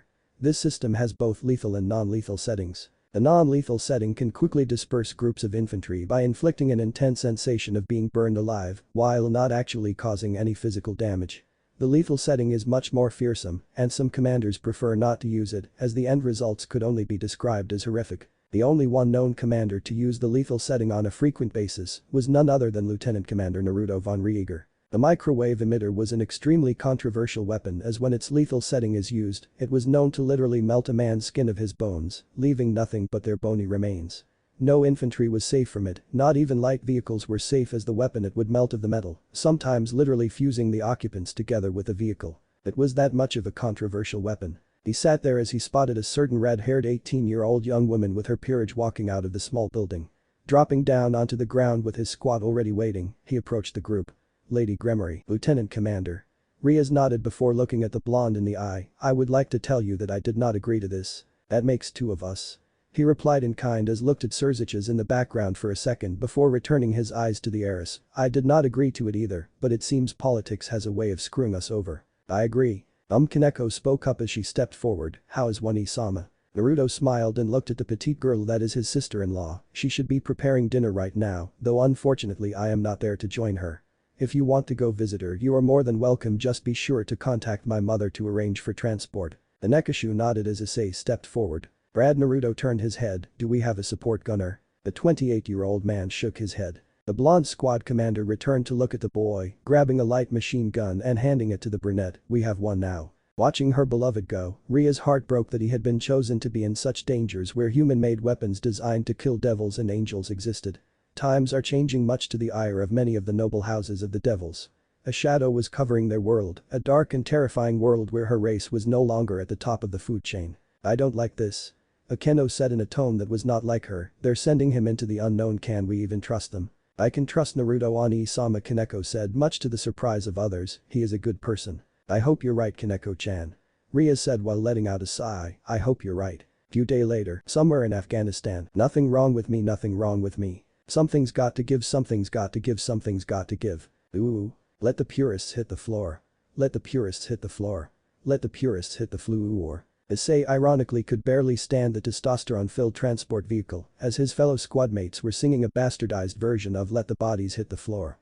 He was in a totally different world. Clutching his machine gun, he simply huddled himself in the corner of the passenger seat while Ray, Klaus and Baptist sang his squad commander Naruto, and second-in-command Brad the Iceman sat on the other end with the former sitting quietly and talking to his wife on the phone. Rudy and Ray take turns on who gets to drive the Beast, an affectionate nickname for their Badger infantry fighting vehicle. Right now it's Ray behind the wheel. Hey new guy. Yeah? Makes me wonder how you got in with us. I've been asking myself that since yesterday. Ray couldn't help but laugh. When I joined Blacklight, I asked a recruiter about. What? Issei couldn't help but scream in his mind. The guy told me I'd get to go to Thailand and get all kinds of strange. Ray declared while driving into the night with Afghanistan's mountains just up ahead, what did you ask about Brad? Brad probably saw that TV commercial, the one with the knight that fucks up the dragon and then turns into the Blacklight soldier, total fucking ripoff of that Marine commercial, but at least they did it better. Woo, woo. Baptist cheered, dress blues with a sword, Hermano. Ray snorted, fucking dress blues commercial man. That got so many fucking dudes. Now look at us. Fucking new guy got drafted and doesn't know why he's here, the commander is away from his family, I'm half a world away from good Thai, and Brad is out here rolling around in fuckbit Afghanistan, hunting for dragons in a mop suit that smells like 4 days of piss and ball sweat. The brunette could only gape, he had never heard someone swear so much, and yet here was one guy. You should have rolled into battle with a fucking sword, Brad, that would have fucking rocked. This is a nightmare. Issei lamented in his mind. Don't worry. Brad assured the youngest and newest member of the squad, you'll get used to it. That's what I'm afraid of. To be honest, he didn't know who was hornier, himself or Ray. But what scared him the most were the firefights he was going to get into. Unlike raiding games where you don't get killed, he was going to experience firsthand how humans fight. Feeling the vehicle come to a stop, the squad exited the vehicle and saw that they were in a checkpoint that led into the Himalayan mountains. "We're here to relieve and switch rounds with the guard. I let them know we're here. Everyone else, take positions." Issei nervously went up beside Brad as he seemed to be the sane one. Klaus and Ray took positions right up at the gate, while Rudy drove their IFV right up by the gate, allowing it to position itself strategically. Once he was done, he got his sniper rifle and knelt down behind his sandbag. Seeing the fast attack vehicle leave the premises, the entire squad was left alone. "Are you sure it's okay with just us here?" Issei couldn't help but ask. Brad shrugged. "We'll be fine. Standard protocol is that if we see a vehicle that's not supposed to here, we just fire a smoke grenade as a warning to ward them off, and if that doesn't work, just fire a warning shot." Issei nodded. "Okay." Whoa, Ray interrupted them as they saw a white car approaching. "What do we got here?" "We got one coming at us." Brad aimed his Bal 27 with an underslung grenade launcher and fire a smoke grenade. As the smoke popped out, the car did not stop and kept on going. Time seemed to slow down as Issei aimed his weapon at the car and without missing a heartbeat, his finger pulled the trigger, firing 2 bursts straight through the car's windshield and hood, killing the driver and possibly wounding the other 2 occupants. "Hold your fire," Naruto ordered as he looked at Issei. "You didn't fire a warning shot." Brad chastised the boy. "That was a wounding shot for fuck's sake." Issei simply stared at the car that was now smoking from the damage that was caused to it. Issei Naruto walked up to the boy. "You okay?" The brunette was now shaking at what he had done, while watching 2 robed men rush out of the car with one of them bleeding from the arm. Car kept coming. Brad looked at his commander before looking back at the boy, helping him up. "Yeah, come on." He led him back into the IFV. "Sit down, it's alright, we were just doing our jobs." Naruto could only sigh. Bad fucking idea to begin with. Tears were now pouring down behind the brunette's helmet. He had just killed a civilian. Few days later, Iraq. Now in Iraq, Disciple team were doing regular reconnaissance on suspicious villages. He and his squad were currently surveying a small quiet group of huts. Motherwell, this is Disciple, confirmed small village with 7 women and children, no men and no sign of insurgents. Roger that, Disciple. Alright gents, we're done here. Naruto deactivated the zooming feature for his helmet and picked up his assault rifle. Issei let out a small sigh behind and smiled behind his helmet that there won't be any combat for today. It had been half a week since he had arrived and since he had killed that civilian. Strangely enough, he had become used to the work that is done around here and had become used to holding a machine gun. As soon as he and Naruto were about to get up, an explosion rocked the area, causing the brunette to look back and see that the small village with nothing but women and children was reduced to a smoldering heap. What the fuck? Naruto was also completely shocked at what happened. Who the fuck authorized a strike? Baptiste and Brad came running towards them, having also witnessed what had happened. Who called in a fire mission? Fucking US Army did. Baptiste was the one to answer that question. Ray intercepted a transmission and heard some fucking army grunts calling in a fire mission on a possible weapons cache. Bullshit. Issei cursed. Honestly, no one was surprised that he started using more colorful words ever since he got here. Those assholes were just being trigger happy. No argument here. Brad spoke up in his usual monotone fashion. "I think it's best if we just leave, we're still 40 clicks from the airfield." Naruto said nothing as he nodded, grabbing hold of his Bal 27 and walking down towards their IFV. "Ray, Rudy, we're Oscar Mike," Brad told the 2 other occupants in the IFV as the squad go back into the vehicle. Blacklight. Ascension. Chapter 5.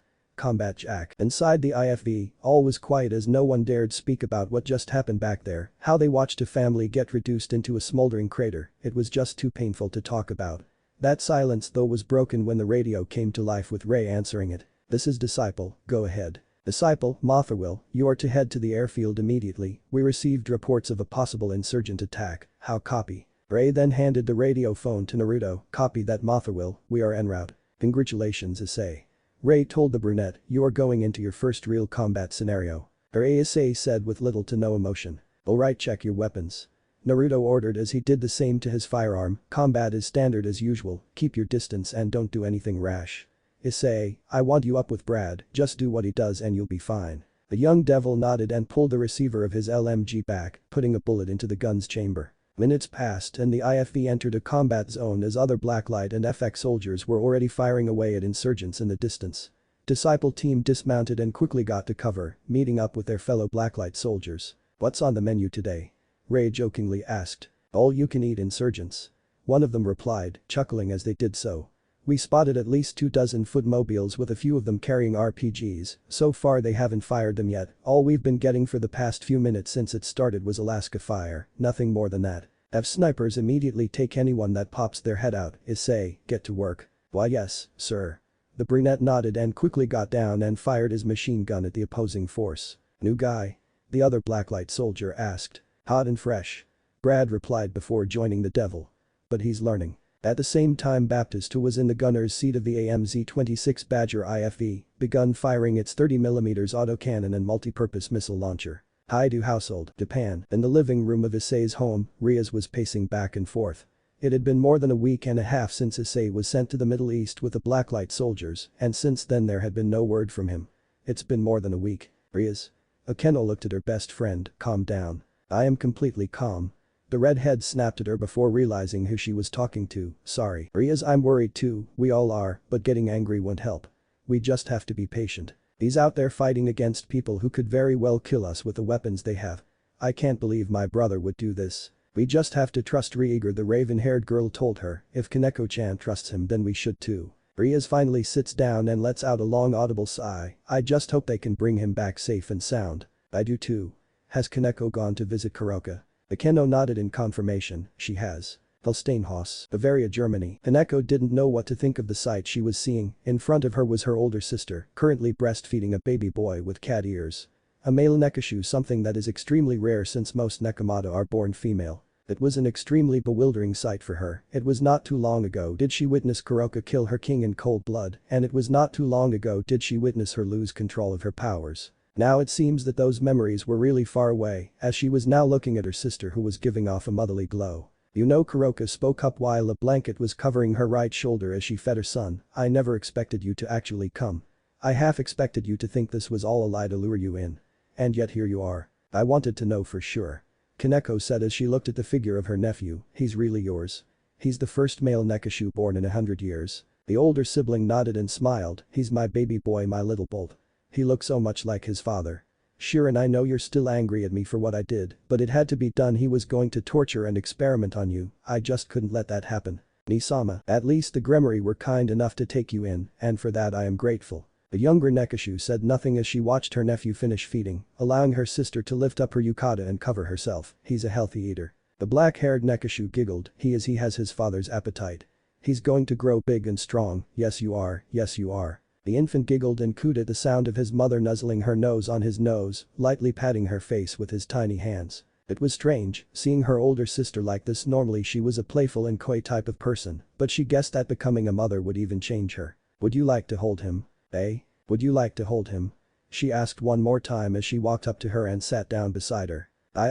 Is it okay? Kuroka nodded. Of course, Bolt should get to know her aunt. Kaneko gulped down nervously as her sister gently handed her the little bundle of joy. Carefully lifting her arms, Kuroka placed her son on them. They're just like that, and make sure to hold him close so that he doesn't fall over. To be honest, Kaneko had never held a baby before until now, and it was a weird feeling for her. Here in her arms was her nephew, the first male nekashu in over 100 years. From there she could see the whisker-marked baby toothlessly smile at her. He likes you, see, you're a natural. The white-haired girl nodded. Something's bothering you, it's that friend of yours, isn't it?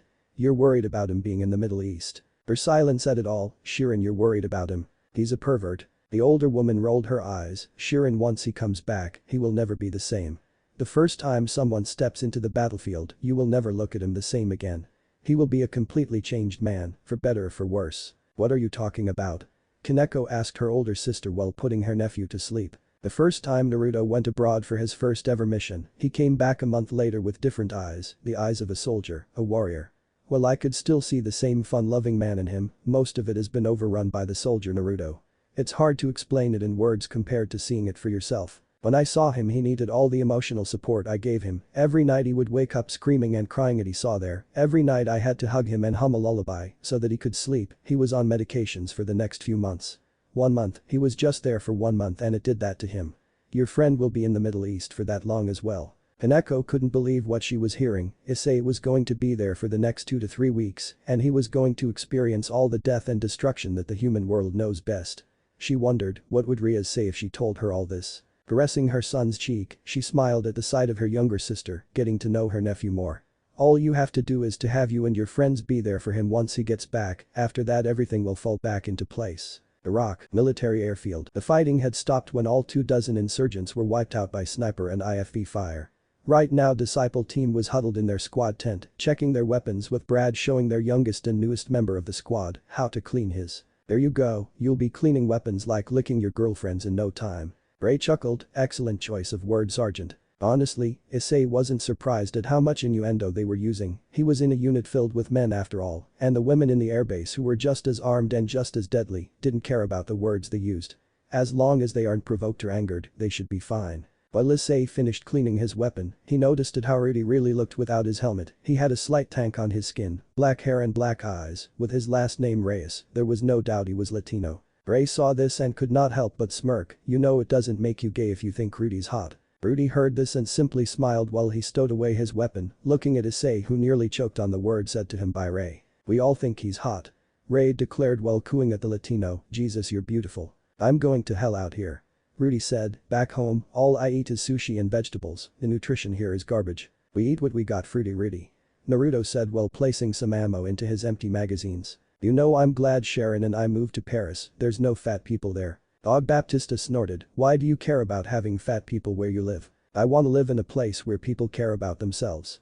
Rudy replied. Damn it Rudy.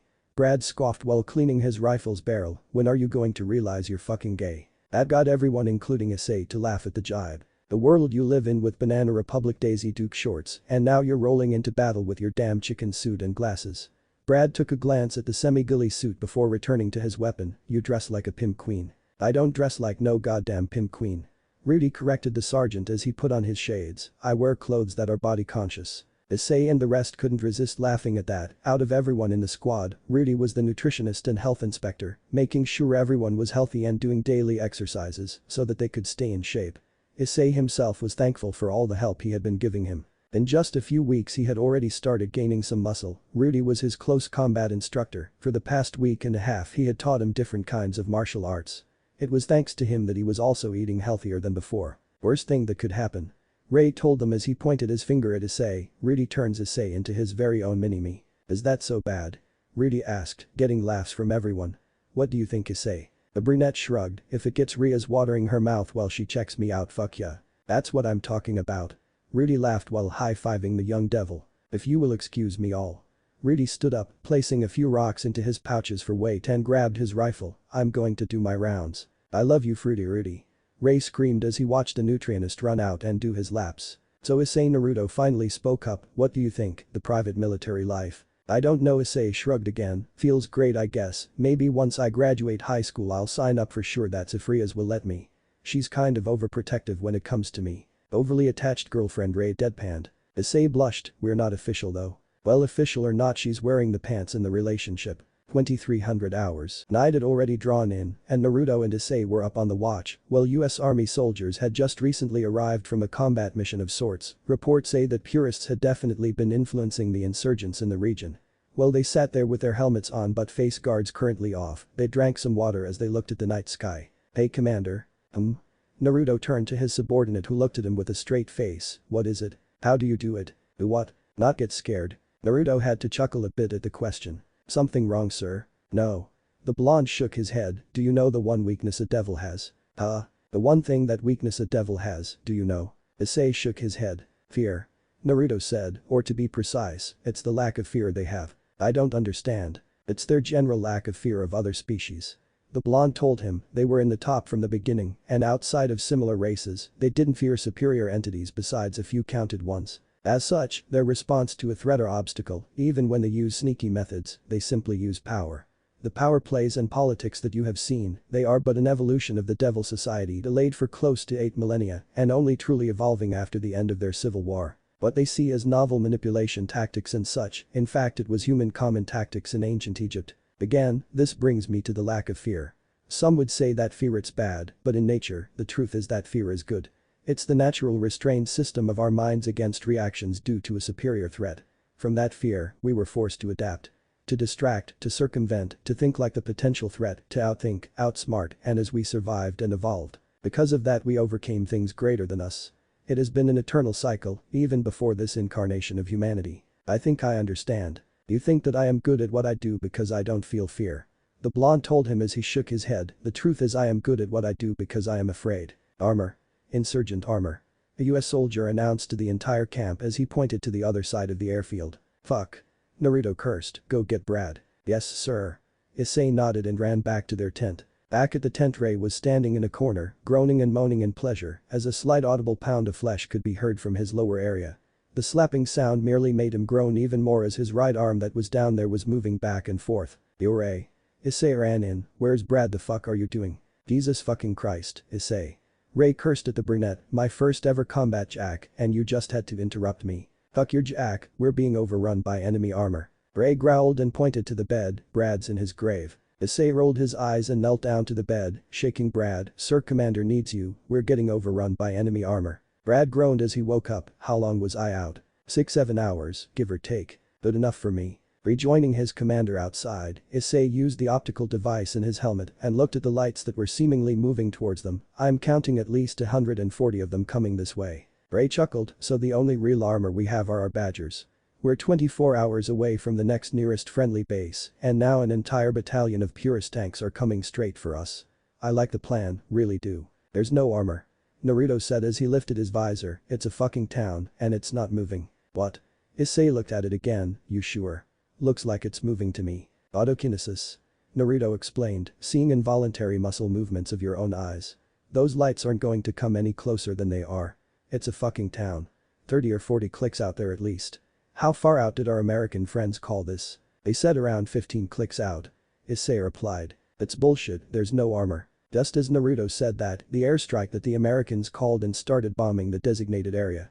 Out in the distance, over 11,000 pounds of high explosive ordnance was being dropped into nothing but sand. Ray shrugged, well, apparently the United States Air Force thinks Lieutenant Commander Naruto von Rieger of Blacklight's disciple team is full of shit. Next day, so let me get this straight. Ray grumbled as he drove their Badger down the dirty road heading for the town. The US Army were the ones who called in an airstrike, and yet they want US to babysit them as they inspect their little mistake. We're PMC, Ray. Rudy rebutted, for all intents purposes we're responsible. That's fucking bullshit and you know it. So who do they have for a translator? Issei asked. One of the translators we hired, his name is Mish. So who exactly we babysitting? Naruto showed them the picture of the US Army lieutenant, the same guy who called in the bullshit airstrike. As the man disembarked with the US Joint Light Tactical Vehicle by Lockheed Martin pulled over in front of the Badger. Disciple team simply sat back as they watched the US Army lieutenant and Mish walk up to an old man with his goat. Parody spoke as he pointed to the conversation, what do you think they're saying? Baptist smiked as he and Issei knelt down before starting a horrible interpretation of what they think they're saying. Excuse me Mish, tell the man we come in friendship. And Mish says.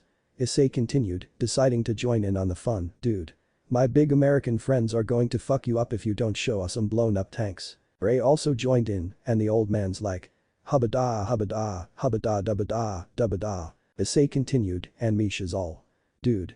These Iraqis love the fact that we are here. They fucking love freedom, and they thought that those fireballs last night were fucking wicked, dude. You Americans have killed a lot of sand. The sand was very evil. Baptist then took his turn, and the lieutenants all. Mish, I just shit my panties. Tell the nice man if he doesn't show me at least one blown up tank, I look very stupid and the other officers will all laugh at me. Ray then said, and Mish is all. Dude, throw me a freaking bone here. How about a freaking pickup truck with bald tires? Issei started to chuckle a bit and the old man's all. Hub dubba, dubbity dubba. And Mish says. Lieutenant, this dude is totally bummed he can't save your career. He's got no tanks. He then pointed to the goat that Mish picked up, but check it out. You can have his bitchin' daughter. And the lieutenants all weepy and shit. Baptist snorted fucking frat house. Just as they finished, the lieutenant returned to his vehicle while Mish approached them with the goat he's holding. Hey Mish. Baptist called out, what the old man say? He was afraid that we were going to bomb his town tonight. Mish then shrugged when they looked at the goat, LT turned it down, I was really hungry. Mount up. Naruto ordered as they all got back in the IFV. Hey. Ray spoke up and pointed to the goat, you're going to skin that first, right? As the IFV drove out with the US vehicle, Issei started humming a tune that got everyone surprised that he knew the song. Before long Rudy and Baptist joined in and started beatboxing, while Issei continued his humming and eventually sang. Her name is Noli have a dream about Hirsch rings, my belly got gym class in half an hour, How she rocks in keds and tube socks, but she doesn't know who I am and she doesn't give a damn about me. Cause I'm just a teenage dirtbag baby. I'm just a teenage dirtbag baby. Listen to Iron Maiden maybe with me. Her boyfriend's a dick and he brings a gun to school and he'd simply kick me ass if he knew the truth lives on my block and he drives in a rock but he doesn't know who I am and he doesn't give a damn about me. Cause I'm just a teenage dirtbag baby. I'm just a teenage dirtbag baby. Listen to Iron Maiden maybe with me. Thank you, Issei. You're welcome, Commander. As they sang, the IFV drove back to the airfield. Deep within the thoughts of Issei's left arm, a faint glow could be seen. You got some interesting friends with you, Ibu. 2 weeks later, Issei was in his squad's tent as he begun packing his things into a duffel bag. It was time for him to come home. But as he packed, inside him he thought he was going to miss all of this, the adrenaline rush when going into a mission, the camaraderie that was being shown amongst his new friends. Though he may be the youngest in the squad, he had never experienced such close friendship. In just over a month these men became his best friends. Rudy had become a sort of older brother to him ever since he offered to shape him up and show him healthy food choices. Overall it was a great experience for him. He was just scared that all the stress will come and hit him hard. Or perhaps even post-traumatic stress disorder from seeing so much combat and death amongst the local population, especially the civilian he killed during his first assignment. Even then it slightly haunted him at the atrocity he committed.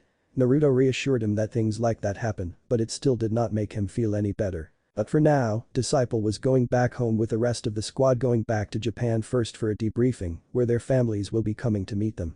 Gone was the overly perverted Issei. In its place was a man who had experienced war in a small scale, but war nonetheless. It may not be large, but the war against terrorists was still relevant for there were those who wished to destroy the peace. The feeling of having bullets come at you, the rush of pulling the trigger of an automatic weapon, it made him feel alive. He had been in the Middle East for a month, but to him it felt like a year. You all set? He turned around to see Rudy in nothing but his boxers before nodding, just about. Ready to go home and feel the loving arms of your girl. Issei couldn't help but chuckle. Yeah, but didn't I tell you we're not exactly official? You did, but does it matter? That's not. Oh yeah, almost forgot. Rudy tossed a small package to the brunette, getting a confused look from said person. What's this? Happy 18th birthday, brother. Issei didn't know what to say at first as he was rendered speechless, but then all he could next was smile at his surrogate older brother. Thanks bro. Blacklight. Ascension. Chapter 6. Homecoming. Within the large transport aircraft, Disciple team along with their IFV were now being transported back to Japan. Inside Ray was already sound asleep along Baptist, while the others were just seated there, either reading or watching some television in their tablets. Issei was taken by surprise when Naruto handed him an envelope. What's this? You earned it, it's the form for allowing you to take the officer's exam, should you decide to make it a career. Huh? The brunette couldn't believe what he was hearing. His commanding officer was giving a document that would allow him to become a junior lieutenant in Blacklight. You did really good out there, you earned it. Issei gulped down his own saliva. Thank you sir. I'm not the only one taking the exam. Rudy said with pride in his voice, though I fear Ray will start complaining. Doesn't he always anyway, especially when he's ingested ripped fuel? Point Issei. Rudy conceded. Point. As for you though, your parents are going to go crazy and put you on some Wall of Heroes thing. My mom would. Issei chuckled as he saw Ray wake up. Hey Ray. Morning. Say Ray, out of the blue didn't your mom put you in the Walmart Wall of Heroes? Yup.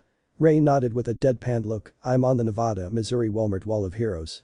Even got my dress blues on. If my mother ever distributed my likeness without written authorization, I would disown her. Brad butted in. Technically speaking. Issei spoke. Didn't your biological parents disown you when they put you up for adoption? Point Issei. Brad nodded as he began his sarcastic story based on true events. I was one of those unfortunates adopted by upper-middle-class professionals and nurtured in an environment of learning, art, and socio-religious culture, steeped in over 2,000 years of Talmudic tradition. Not everyone is lucky enough to have been raised in a whiskey tango trailer park by a bow-legged female whose sole qualification for motherhood is a womb that happened to catch a sperm of a passing truck driver. Ray watched as the sergeant got up and went into the washroom. At least my mom took me to NASCAR. 12 hours later, Kuoh, Japan. She stood there in her husband's loving embrace as her baby was in her arms, lightly patting his parents' cheeks. 1 month feels like forever. Naruto nodded. Yeah, I'm happy I'm home. When did you get here? A few hours ago. She answered as she pulled Bolt up so that all their faces could meet. Bolt missed his father. I missed him. Stealing another kiss from his loving and beautiful wife, he smiled before planting a kiss on his son's forehead. I missed you too, both of you. How much off days do you have now? Kuroka asked with hopeful and pleading eyes. Hopefully a couple of months. That's not enough. She said while giving off a small frown. I know. He pulled his family into a small hug again, kissing their heads and his wife's luscious lips. "For now I'm just glad that you're here. That's my line," Kuroka said before repeatedly pecking his lips and cheeks, eliciting an innocent giggle from their son. "See, Bolt is happy too." Naruto kissed his son's forehead once more and smiled, "That he is. Issei." Rias completely ran up to the brunette and flung her arms wide around him, but instead of pushing him to the ground, Issei wrapped his arms around her waist and swung her, using both their weight to prevent them from falling. "You're back, thank goodness." "Hey," he quietly greeted her, "I'm back. Issei." Rias looked at him with surprise that his tone was no longer the loud idiot like she mostly knew. "What's wrong?" "Just tired." He meekly replied, but then did the unexpected that got Rias to widen her eyes. He kissed her fully on the lips. "But happy at least that I'm back." Issei, the red-headed young woman's face was elated at the action he had done. I love you." He declared, "I love you and you alone. It took me an entire month to realize that." By now Rias was crying tears of joy. Passionately kissing him on the lips once more, she chokes out a tearful giggle. "I love you too, I love you so much. I never ask you though." Rias Gremory. The brunette pulls her closer and rests his forehead up against hers. "Will you be my girlfriend and go out with me?" This caused the redhead to laugh, while tears still spilled out of her eyes before nodding vigorously and kisses him once more. "Yes. Of course I will." Next day, but Naruto already have gone home back to Germany. The remaining disciple team remained in Japan, with Rudy taking his wife Sharon out to see the Oriental country as it was her wish to visit Japan. Ray on the other hand was simply hitting on as many girls as he could, while Brad being Brad kept on studying tactics as he too plans on taking the officer's exam this year. Blacklight's officer's exam is a program created by the company that is unique only to Europe and the Federation. It accepts participants from non-commissioned officers who plan on becoming full-time in their area of expertise. Issei was given a sponsorship because of his good performance during the month he spent in the Middle East, so he was an exception. Normally an NCO needed at least a year of experience before taking it, but Issei was an exception due to his sponsorship. And he plans on passing it with flying colors. News of their relationship going official has spurred a lot of attention, especially from Ria's peerage, as the girl's morale was at an all-time low. His change in personality came at a shocker when they were all woken up from his cries during the night. His experiences in the Middle East were now starting to come back to him in full force. It took Rias a full hour to finally get him to calm down. Even now Rias still hasn't spoken to her brother, nor has she forgiven him, and her lover's cries in the night didn't help. It just completely broke her heart to see him at that kind of state. But what nearly destroyed her was his decision to take Blacklight's officer exams. It meant that he was going to sign up for Blacklight as a career soldier. Flashback earlier this morning. "You can't be serious." "I am." The brunette simply nodded while Rias slammed her hands onto the table. "I want to do this." Rias shook her head violently. "I won't let you. As your king I will not allow it." Rias Issei looked at her straight in the eyes. "I don't want to be babied. I can barely stand up to protect you, even with drag. I'm useless." "Don't say that you're not use. We both know that I am not capable of standing in a fight. These people can help me," he said, taking hold of her hands and kissing them lightly. "The commander, Rudy, Brad, Ray and Baptista, they're my friends too. They've become my best friends, my brothers. For once in my life I want to do something different.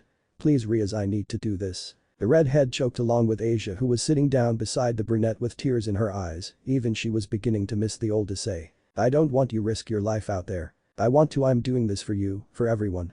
But most of all I'm doing this for myself. I want my life to mean something." Rias couldn't take it anymore and flew herself towards him, sobbing hard on his chest. All Issei could do was wrap his arms around her and caress her luscious crimson hair. "I'm sorry, I'm so sorry." The brown-haired young man kissed her scalp and continued rubbing her head and back. "You didn't do anything wrong, so there's nothing to be sorry about. I should have tried harder to stop my brother from sending you there. What's done is done," he said. "All we can do now is move forward." "What about your nightmares?" Asia asked him, already saddened that he loves Rias. "Commander says it will pass." He replied, "I just don't know for how long. Now come on, we better get ready or we're gonna be late for school." Then flashback. Issei sighed at the memory from this morning, but was interrupted from his musing as a target pad being worn by Rudy swung directly at his face, but thankfully he had time to dodge it and ducked before swinging another kick. "Good," the military nutritionist said before swinging his left arm and then having his younger colleague swing more kicks and punches at the pads. "Alright, that's it for today." The young devil nodded and panted a bit at the training he had been doing for the entire afternoon, ignoring all the looks the female student were giving him, as they all couldn't believe that this was the same Issei Haidu they knew. Instead of peeking at female changing rooms, he had been studying more and took his education a lot more seriously. It didn't help that he wasn't wearing a shirt that showed off a good amount of muscle on his upper body. Since the month he was away it seems that he had put up on a bit of muscle, added with a change of personality, he was a completely different person. Gone was the perverted young adolescent teenager, in its place was a mature young man. And to a lot of the female populace of Kuoh Academy, he was attractive. Grabbing a bottle of water, he poured all over himself, completely unaware at the reddening faces of the girls that had been observing his training session with Rudy. In his mind he was brought back to the day he killed that civilian during his first assignment and then the small village that had been bombed by American soldiers. Questioning himself if he could have done something differently, those people didn't need to die. He shouldn't have pulled that trigger and killed that man, but he did, and nothing he would do would change that. Issei, you bastard. Ah fuck. The brunette was broken out of his musings once more when he heard two familiar voices, both of them belonging to Mitsuda and Motohama, his two perverted friends. If he could even call them due to all the outrageous rumors that they'd been spreading about him. Mitsuda Motohama, he greeted them in a deadpan look. You know these two? Rudy asked. In a manner of speaking. He replied as he looked at the two, the hell do you guys want now? How dare you? Mitsuda roared, how dare you date Rias senpai and not tell us about it? Yeah. Motohama nodded vigorously, I thought when it came to the three of us it's all of one and one for all. Rudy could not help but palm his face at that. Mitsuda pointed an accusing look at the now muscular and lean Issei, now you're just another pretty boy ever since you came back from the US. Was that the cover-up story? Issei whispered to his surrogate older brother, getting a nod from said older brother. I think so, by the way these guys seem pathetic. That made the brunette groan, you have no fucking idea. So, what do you have to say for yourself Issei? Motohama demanded. What? The brunette grounded out and glared at the two, I'm sort of busy here. Don't you dare ignore us like we don't exist. Mitsuda roared. Believe me Issei retorted as he turned around and headed straight for the showers, a part of me now wishes that were true. Now if you'll excuse me I'm going to take a shower. Don't walk away from us you bastard. The jealousy laced in Motohama's voice was evident as he rushed up to meet the brunette, cocking his arm back and balling his hand into a fist, aiming to slug the brown-haired young man straight in the face. Even Mitsuda joined in. Those fucking idiots. Rudy internally sighed when he saw Issei deflect both unison punches with his left arm before following up with his own punch, hitting Mitsuda straight in the face and shattering the left side of his glasses. As for Motohama, he was hit within the face with a roundhouse kick. Both of the two perverts were completely caught off guard by Issei's willingness to defend himself, unlike before. But then things got out of hand. Something inside Issei snapped when he used his legs and wrapped Motohama's neck into a chokehold before throwing a volley of punches straight into his face. Added with the rumors that the two perverts were spreading about him, certainly did not help to quell his anger. The girls who had been previously watching his workout and training session could only observe in utter shock at the new tenacity and violence Issei was displaying. Mitsuda was certainly shocked beyond belief when he tried to get his friend free of the brunette's hold before he was hit in the face once more by said brunette's elbow, breaking his nose as well as giving him a black eye. Issei. Rudy tried reaching out to his little brother as other blacklight soldiers noticed this and volunteered to help break the fight. You guys try and get them free, I'm going to get someone that might help. Yes sir. The cult research club. Rias was with her best friend Akeno, whom was feeling down that Issei had chosen the former to be with. Are you really okay with this, Akeno? I have to accept it. The latter replied as she smiled sadly at the Gremory heiress, he loves you, that I won't deny. He's also a changed man, no longer the Issei I know. There's still a bit of him in there. Rias insisted. Maybe. Hey. Both of them saw Rudy storming into the room. Yes Rudy was it. No time. The man said, Issei's gone ballistic. Rias, Akeno and the rest of the peerage followed Rudy as they went to the field where the blacklight soldiers were camped out and saw a crowd of students whispering amongst themselves, with many of them whispering Issei's name. All of them went through the crowd and were completely horrified at the sight they were seeing. There on the ground with his legs wrapped around a certain bald pervert's head was Issei Haidu, beating him into a pulp. Issei. Rias gasped and was about to intervene when Rudy went ahead and helped the other soldiers break up the fight. Come on man. Rudy pleaded when he finally got the raging Issei to release his grip on Motohama, calm down. You're nothing but pieces of shit. Issei screamed at the two perverts on the ground, worthless pieces of shit. We're through, you hear me, we're fucking through. Every last student that was there was completely taken aback by the language the former pervert used on them. They never thought he would change this much, and yet here he was. Get the fuck off of me. Issei screamed as he was freed from Rudy and the other soldiers' arms, angrily leaving the scene as the crowd of students smartly made a way for him to pass through. Rudy called out to him, brother. His words unfortunately fell on deaf ears as Issei just kept on striding away with his hands on his reddened and stressful face. Teeth gritting and breath panting, he groaned as he just kept walking towards the occult research club building. With his palm resting on his forehead, he looked like he was about to cry, but it was actually the exact opposite. It was just combat stress, along with the guilt of the deaths of civilians he wished he had prevented. All the way he kept on cringing and groaning to himself. Rias though wasn't too far back as she had already followed him inside the building. Issei. Rias called out to him when they both entered the building. As soon as she entered the room, she was appalled to see him with a drink of what looked to be a bottle of Corona. Issei, where did you get that? Oh this. He lifted the bottle up. Ray gave me a pack of 6 and so I kept them in the fridge. You're drinking. She couldn't believe what she was seeing and hearing. She didn't think it was this bad. What was her brother thinking? Not like it matters. He shrugged. I can't get drunk, no matter how much I ingest them. That's not the point. She exclaimed before sitting down beside him and taking the bottle away. You're drinking, that's the problem. Rias, no. She declared, I will not have you wallow away drinking. I promise to help you, and I will, but drinking is not going to be the way. You told me you want to be in blacklight, okay, I will respect that, but I will not have you stay like this. So please Issei, baby, tell me what's wrong. He looked at her with grief in his face and told her, I see his face. Whose face? The civilian I killed. She did not know this. What? My first assignment. He huskily said, we were sent to a roadblock in Afghanistan and we were tasked in preventing both civilian and insurgents from coming through. We spotted a single white car carrying 3 people. Brad fired a smoke grenade to scare them off, but they didn't stop, so I got scared and thought that they were suicide bombers and fired, except that they weren't. Oh Issei, the redhead pulled him into a hug. It wasn't your fault, you were just doing your job. Yeah, that's what Brad told me too, but it didn't make me feel any better. Things got worse when the Americans bombed a small village with nothing but women and children, claiming that it was hiding a weapons cache. Just as soon as we confirmed that the village was non-hostile, it was instantly hit by an artillery shell. That's horrible. That's war. As much as I don't like it, it's been always like that. And you still want to do this? He nodded. I don't know why, but I get a sense of meaning whenever I'm out there. A sense of purpose. War is a force that gives us meaning. Rias said as she quoted a human-made book, getting a nod from her beloved. Looking at the bottle of beer, he let out a long sigh before running his fingers through his hair. I'm sorry. It's okay, but what happened back there? Between you and those two? I just can't believe I was like those two.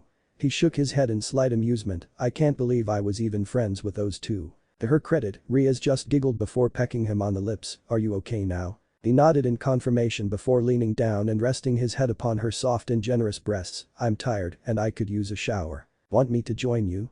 She asked coyly. That made him raise an eyebrow. Since when have you become another Akeno? Hearing that question made her pale. Don't say that, please don't say that, Eep.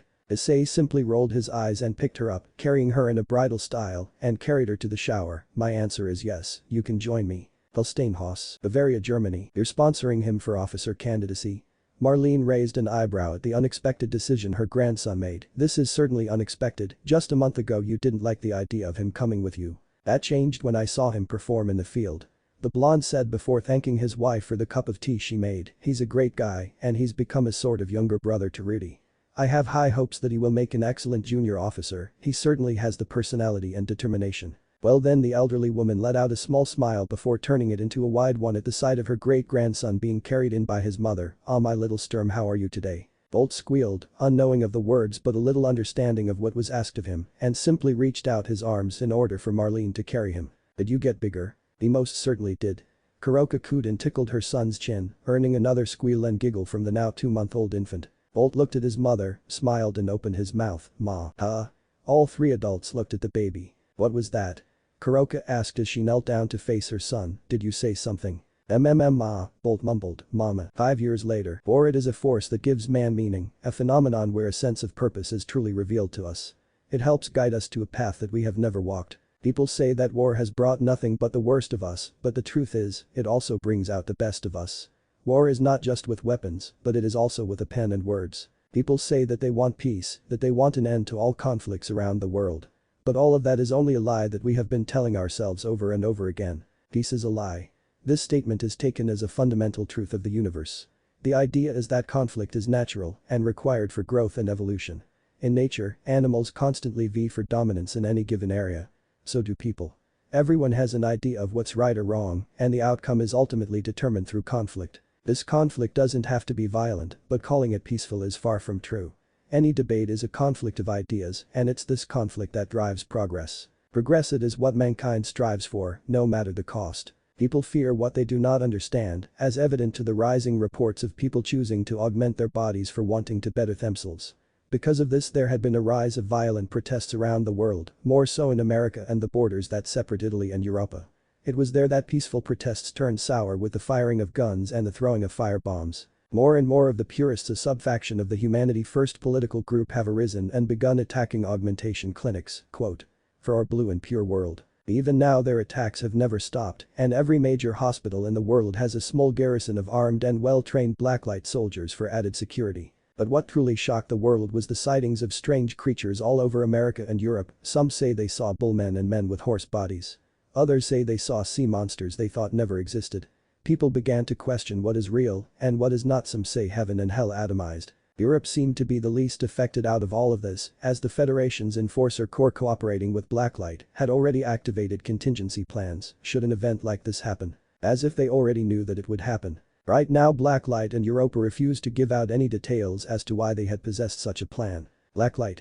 Ascension. Chapter 7. Dorothy is a bitch. Holsteinhaus, Bavaria, Germany. Bolt, get up, it's morning. A small blonde 5-year-old boy groaned at the voice of his mother, who was currently gently nudging him awake. Come on, she sang, gently shaking her son once more. Was all the blonde moaned out as he turned his small body over. Don't wanna. So you don't want your chocolate chip pancakes? I'm up.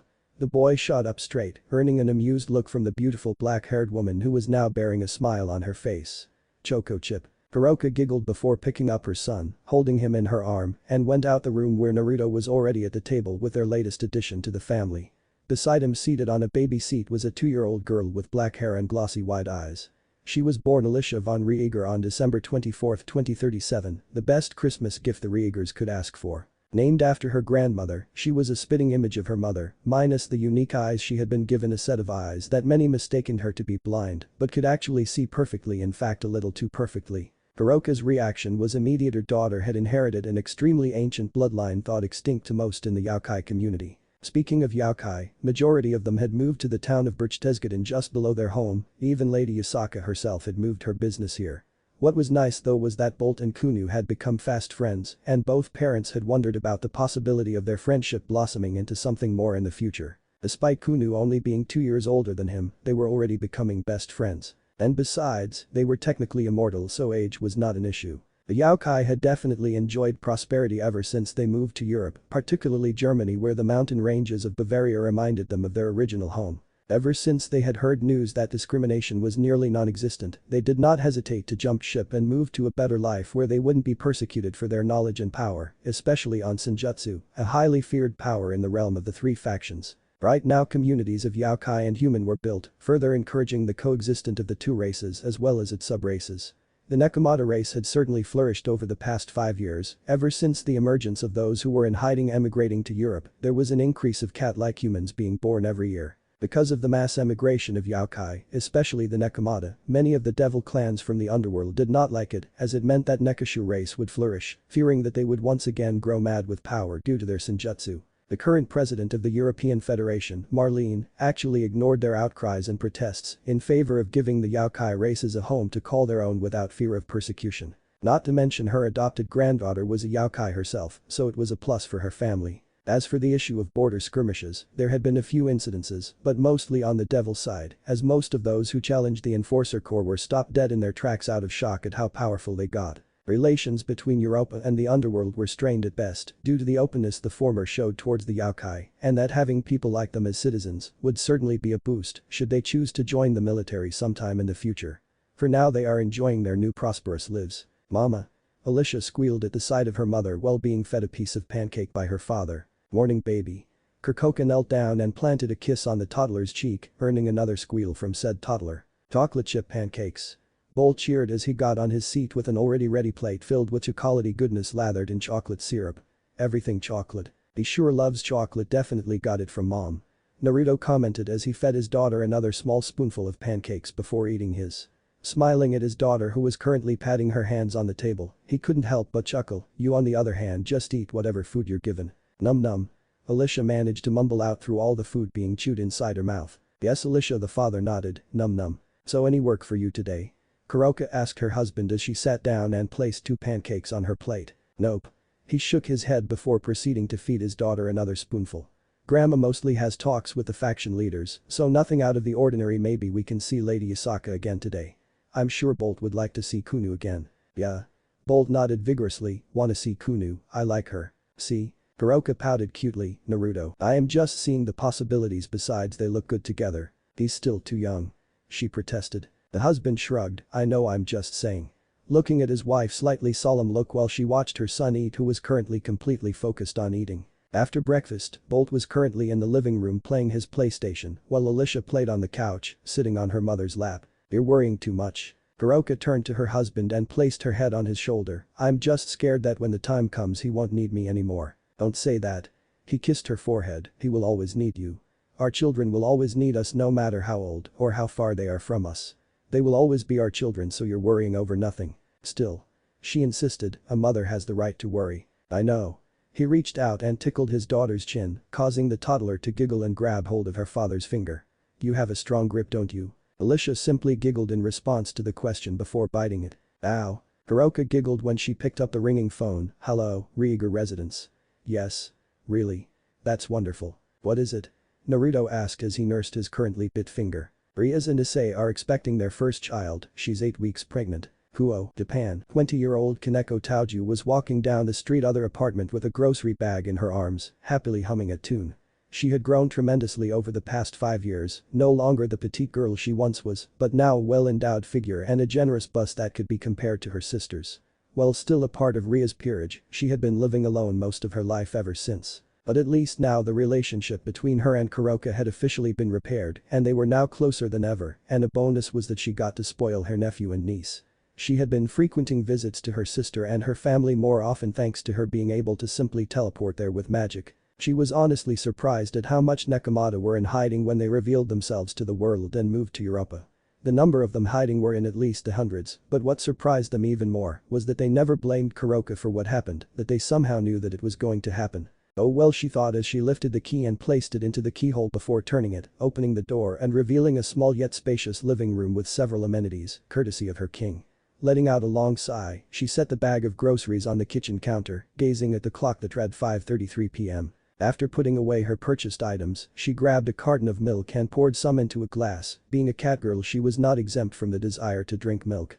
Letting out a content smile once she finished her glass, she turned on the television and looked at the current news that was being broadcasted. Once again, more sightings of strange creatures are being reported all over the United States and Europe, but it seems only Europe has created a proper contingency plan into combating these monsters. People have now been asking. Could this be the sign of the end times? Kaneko snorted, as if truly it amused her at how the ignorant can be so ignorant. But what bothered her more was that the noblemen in the Underworld's council had become much more upset at the current happenings of today's society. The mass migration of the yokai was one thing, taking all their possessions and valuables with them and leaving nothing behind. This had seriously harmed the Underworld's economy as some of them relied on the yokai, even though discrimination was evident. Even with noble blood coursing through the veins of the yokai races, they were still looked down as inferior as they were not devils. A lot has happened over the past 5 years. While no wars were fought, skirmishes were existent. The hero faction, as they called themselves due to them being reincarnations of ancient human heroes, waged small battles against the evil beings, meaning devils and fallen angels. They had attempted to recruit Naruto, but were completely disgusted that he had consorted himself and bred with a cat whore, causing the blonde to get angry and send out an army against them. Needless to say, the hero faction was wounded severely by Blacklight. While no major members were lost, they still lost quite a significant number of sacred gears. After that incident, the hero faction had branded Naruto a traitor to humanity due to him being married to Kuroka. At least there were no any extra attempts on the family's lives, thanks to the added security and the number of losses the hero faction took after that first attempt. On another note, she had received news that Issei and Rias Gremory, with the former taking Gremory name, were now expecting their first child together. The news completely elated the entire household, with a huge celebration happening tonight in the Gremory palace. To be honest, she was a little jealous, wishing it was her instead of Rias. The same could be said with Akeno, Asia and Zenobia, possibly even Irina as well, since they all had feelings for Brunette. Ever since he changed his ways 5 years ago, nothing had ever been the same. Issei had been spending most of his time with Rias whenever he was off duty. Now a graduated officer in Blacklight, he was given a good salary. Once Kaneko lived in Issei's place but decided to move back to her old apartment once she realized that Issei was no longer that perverted idiot he was once. She had moved on already and actually met someone, a German fighter pilot by the name of Klaus Valke in Blacklight's Air Force.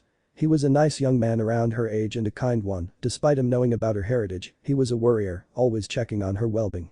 It amused her, but also made her feel special that someone would care about her that much. It made her think that perhaps there was a future with him. For now she is just enjoying being with him whenever he's around. Asia hadn't found anyone, as she still has solely remained devoted to Issei, no matter how impossible it was for her. Even though Issei looks at his junior like a little sister, it did not deter the blonde nun from pursuing him. Kendo on the other hand had become less flirtatious, though some of her S&M tendencies would emerge, it was not that much compared to before. She had yet to find someone she would possibly like, though there were rumors of her seeing someone, but of course no proof had arisen. Ring ring. Her stupor was snapped when she heard her phone ring. Immediately pressing the speaker button, she heard the familiar voice of her boyfriend. Hey. Hi Klaus, back from work? She asked him with a smile on her face. Yeah, how are you? Haneko couldn't help but roll her eyes at the question. That's the 5th time you've asked me that this week, Klaus. Can't help it, long distance relationship and all. I know. She let out a sigh. Honestly, she too was tempted to move to Germany so she could be closer to both Klaus and her older sister. I just want to graduate college first. Even though you could attend university here, but it's your choice. I want to finish with my friends, that's all. I understand. So, how was your day? Just got back from the supermarket. She answered as she went to the kitchen and started preparing her dinner and preparing dinner. What's on the menu? He asked with curiosity. Maybe hamburgers. Sounds nice, he quietly said. Wish I was there. Me too. Blacklight base. Berchtesgaden. Naruto was currently doing routine maintenance on his Panther 1A2, an older yet still highly advanced tank. Thanks to the numerous technologies, it houses 3, as opposed to the newer 1A3's 2, a commander, gunner and driver. Like all the new Panther tanks, it has an autoloader that became standard to many other tanks serving in other countries. The most common were the Russian types, as prior to the Russian Federation, the Soviet Union began utilizing autoloading systems as early as 1964 with their T-64 main battle tank. Nowadays autoloaders rarely jam thanks to the advancement of technology and safety precautions when it comes to ammo stowage. Typing a few keys on the computer where it was connected to his tank, he entered a few programs until he was interrupted by a certain blue 4-legged robot. Oh hey Tachikoma. Hi Mr. Naruto. The AI-programmed assault robot waved at the blonde. How are you today? I'm good, just doing regular checkups on my tank. The blonde smiled as he resumed typing. How about you, done your patrol rounds for today? MHMM. The robot nodded. I met a lot of nice people today, and most of them were yokai. That's good, at least you're making friends. Where are your siblings? Tachikoma raised his machine gun arm and pointed to the large door behind him. Back in our hangar for routine checkup as well. I was the first one to finish, so I thought that I should go say hello to you. Naruto chuckled. The Tachikomas were always so curious about life. In a way they too were alive, with their own personalities, and perhaps even possessed their own soul. Humanity had made leaps and bounds into creating artificial intelligence, and the Tachikomas were the products, self-learning and self-thinking robots with childlike personalities yet deadly in a battle. Flexing his mechanical arm, he got back to work while the Tachikomas simply looked on in interest. You know, it's kinda funny. The AI tank said. What is? How similar an AI like me is to a person. How so? I still haven't figured that out, yet I just know that we are very similar. Naruto stifled a chuckle and looked at the blue robot. Some things are just best left a mystery, Tachikoma. The robot shrugged. Yeah, I guess. Go on and head back out on a patrol if you want to understand it more. Sometimes it's better to see things for yourself than being told about it. Okay. The robot nodded excitedly and immediately went out the large doors that led to the outside. The blonde shook his head in amusement at how enthusiastic the Tachikomas had become, how much they wanted to understand the world around them, as well as the people who live in it, which just made them want to be a part of it more. Briefing room. But Disciple Company in their briefing room with its squad leaders, Brad, Rudy and Issei seated at the front while Ray, Baptist and the rest just seated behind them. They were now holding a briefing of their first major operation, one so big it drew the attention of every major superpower. Alright, listen up. Naruto announced himself as he stood behind a tactical holographic projector. 3 days ago Europa and the Russian Federation discovered a gateway to a different dimension in Antarctica. Only thing is that it also drew the attention of the Americans and the Chinese. A huge problem is that our initial recon reports reveal a luscious world with resources wanting to be harvested. Well, Europa and Russia's joint reclamation program to revitalize our world's resources, America and China started drooling at the prospect of colonizing this new world. So in short, raid began. Huge corporations want to fill their pockets even more. Precisely.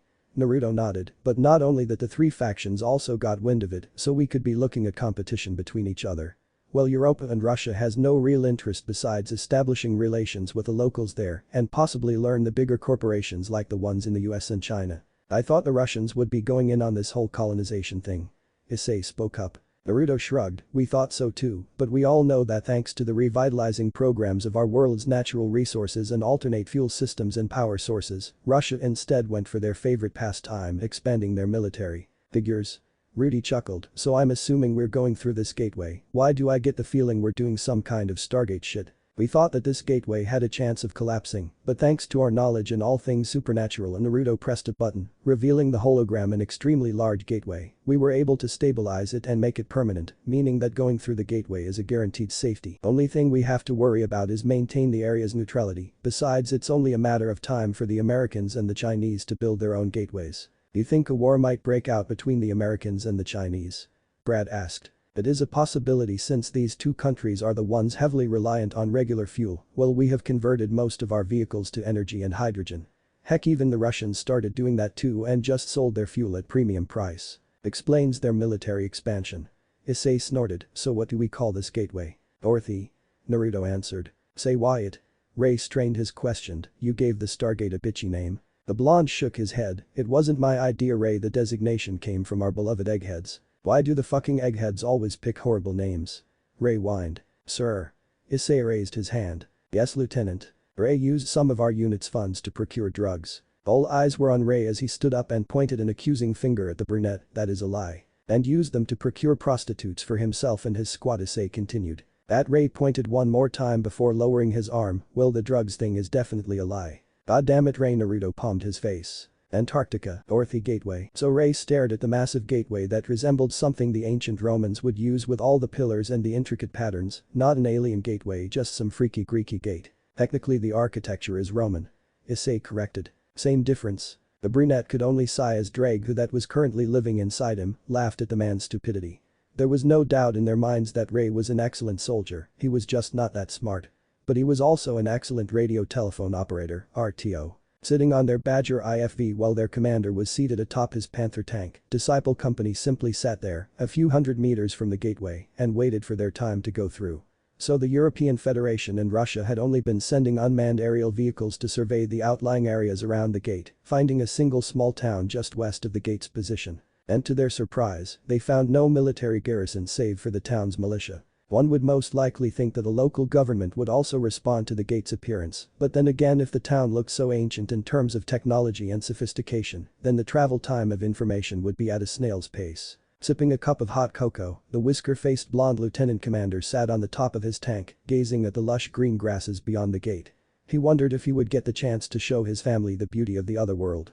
Letting out a content sigh after a sip of his hot drink, he felt the slow rush of icy wind touch his skin. It was not windy today, but there was a breeze that encased the area around the gate, keeping its center warm. Work on the gate security had immediately begun with the joint Russo-Europa operation, already creating security measures, turrets, cameras, gates and the typical large door that was at least 1.5 meters thick. So when are we going to go in and meet the primitives? Ray asked with a half joke. When we receive the orders to go in. Naruto replied while taking another sip of his hot cocoa. All we need to do is be patient. We've been sitting here for hours. Ray whined. Why don't you just read through all the porn mags I bought you? Brad asked him. I already read through all of them. Ray replied, plus, they're no longer fappable. Issei had to roll his eyes, sometimes he couldn't believe that he was once like that, now 22 years old he had grown considerably, both physically and mentally. Now a married man and taking the name of Gremory, he and Rias were expecting their first child as she was now a few weeks pregnant. Hey Issei, the blonde called out. Yes sir. I forgot to tell you this, congratulations on Ria's pregnancy, I'm sure you two will make great parents. The host of the Red Dragon smiled and nodded, thank you sir. Brad spoke up as he turned the page of a novel he had grown interested in. Why is that Issei, who is considerably younger than you, outgrew his perverted tendencies, well you are still as horny as ever. Nobody can take the horniness out of me, you know that. Said person Brad was speaking to proudly claimed with a huge shit-eating grin on his face. If anyone's got a cock larger than you, it's me. I did not need to hear that. Issei growled before stepping out of the vehicle and sitting on top of it. Gazing at the large gateway, he could hardly believe the passage that bypassed the dimensional gap existed, and yet here was one standing before him.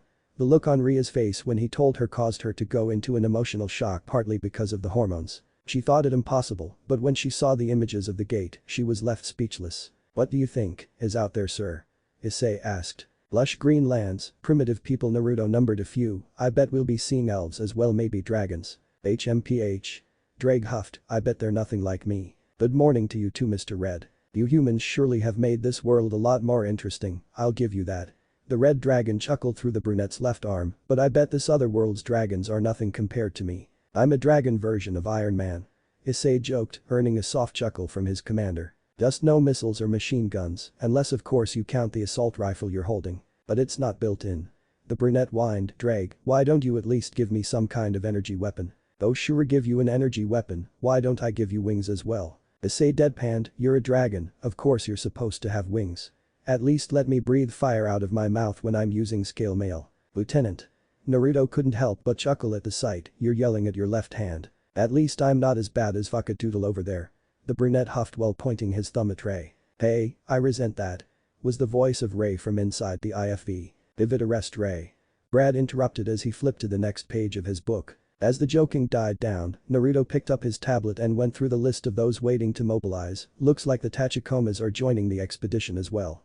Russian Spetsnaz Guard Brigade will also be joining in, but they're only sending a single mechanized battalion. Tensions between them and China are still rising. Do you think war is going to break out?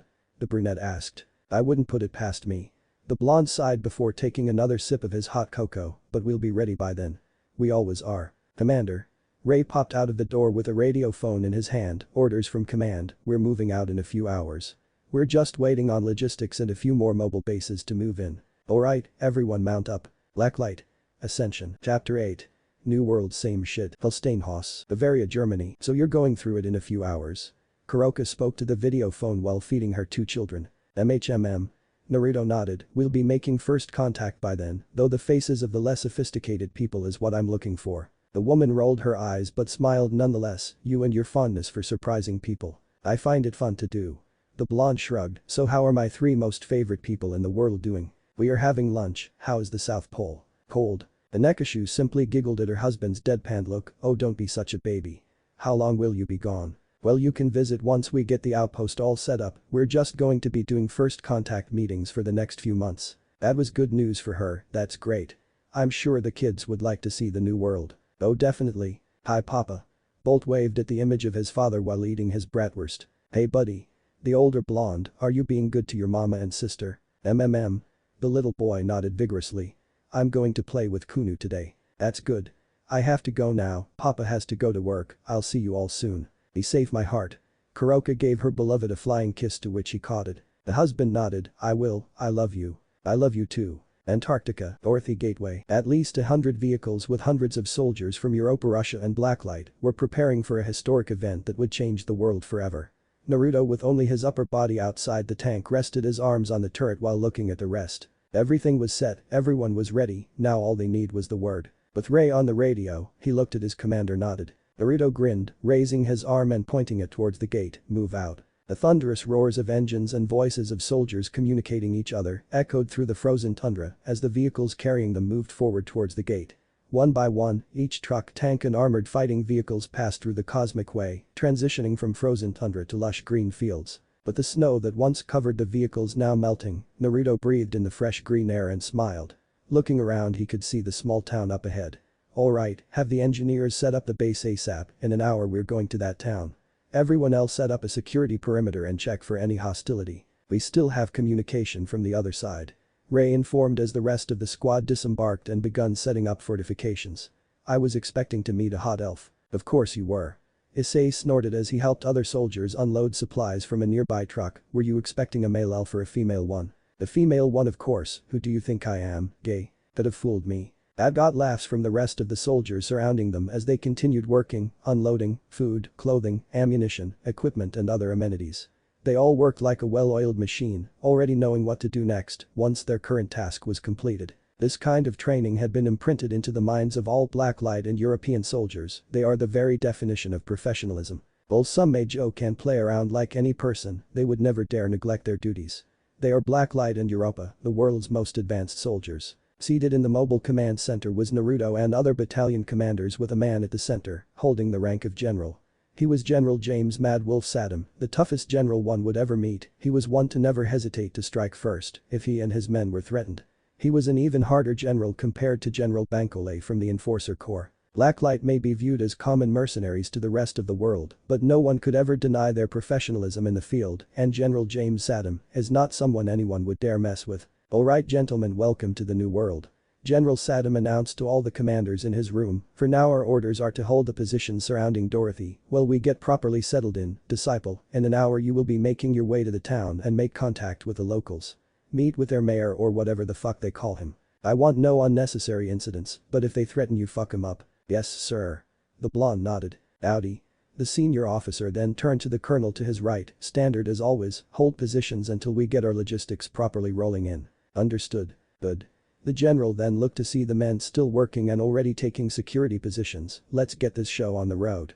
I want no fuck-ups on our first day. Stepping onto the top of his tank, he addressed his entire company. Alright disciple, listen up. We'll be heading down into the town shortly. So make sure you got ammo stored in the vehicles and extra supplies to last for the rest of the day. Disciple company consisted of 2 Panther 1A2 tanks and 3 Badger IFVs, a well-rounded first strike unit designed for both reconnaissance and head-to-head fights.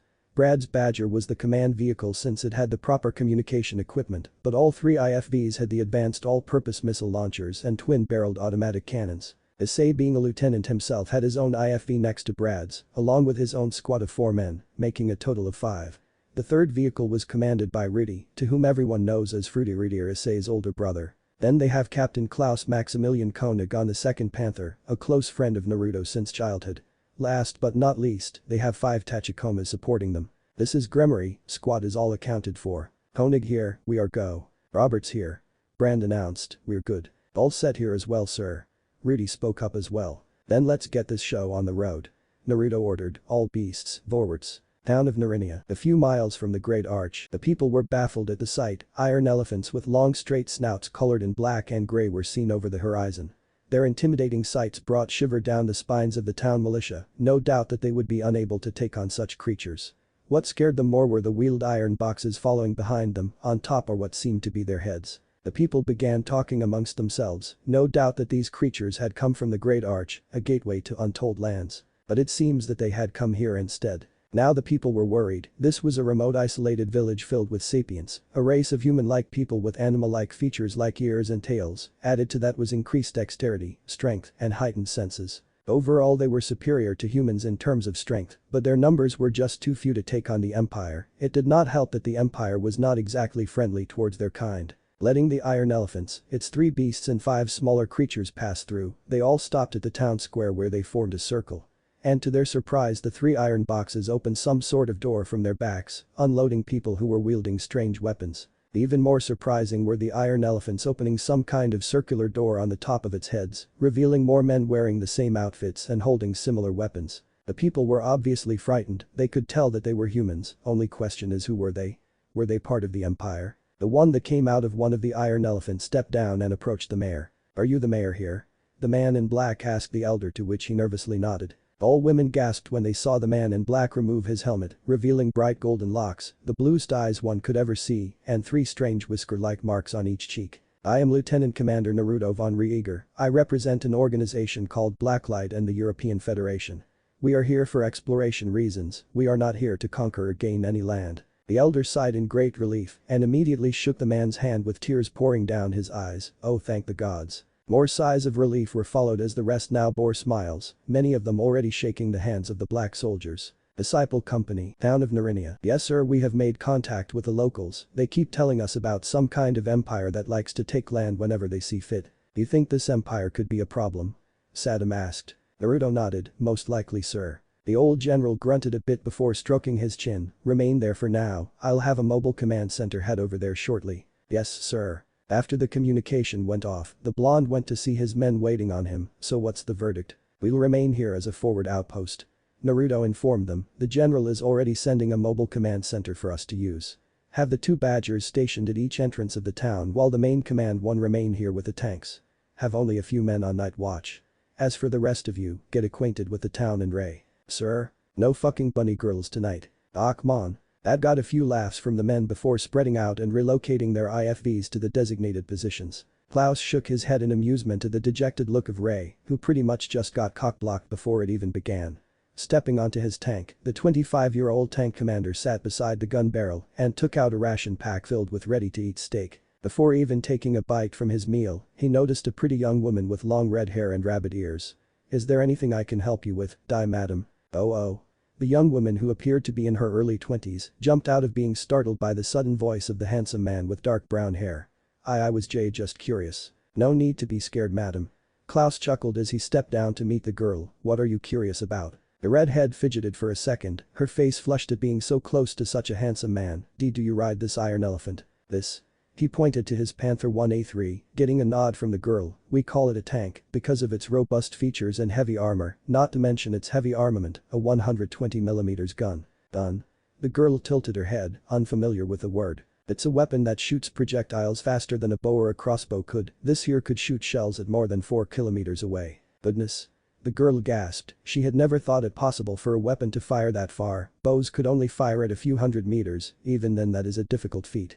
Oh, how rude of me. I am Aurelia, a rabbit sapient. Captain Klaus Maximilian Koenig, but everyone calls me Klaus.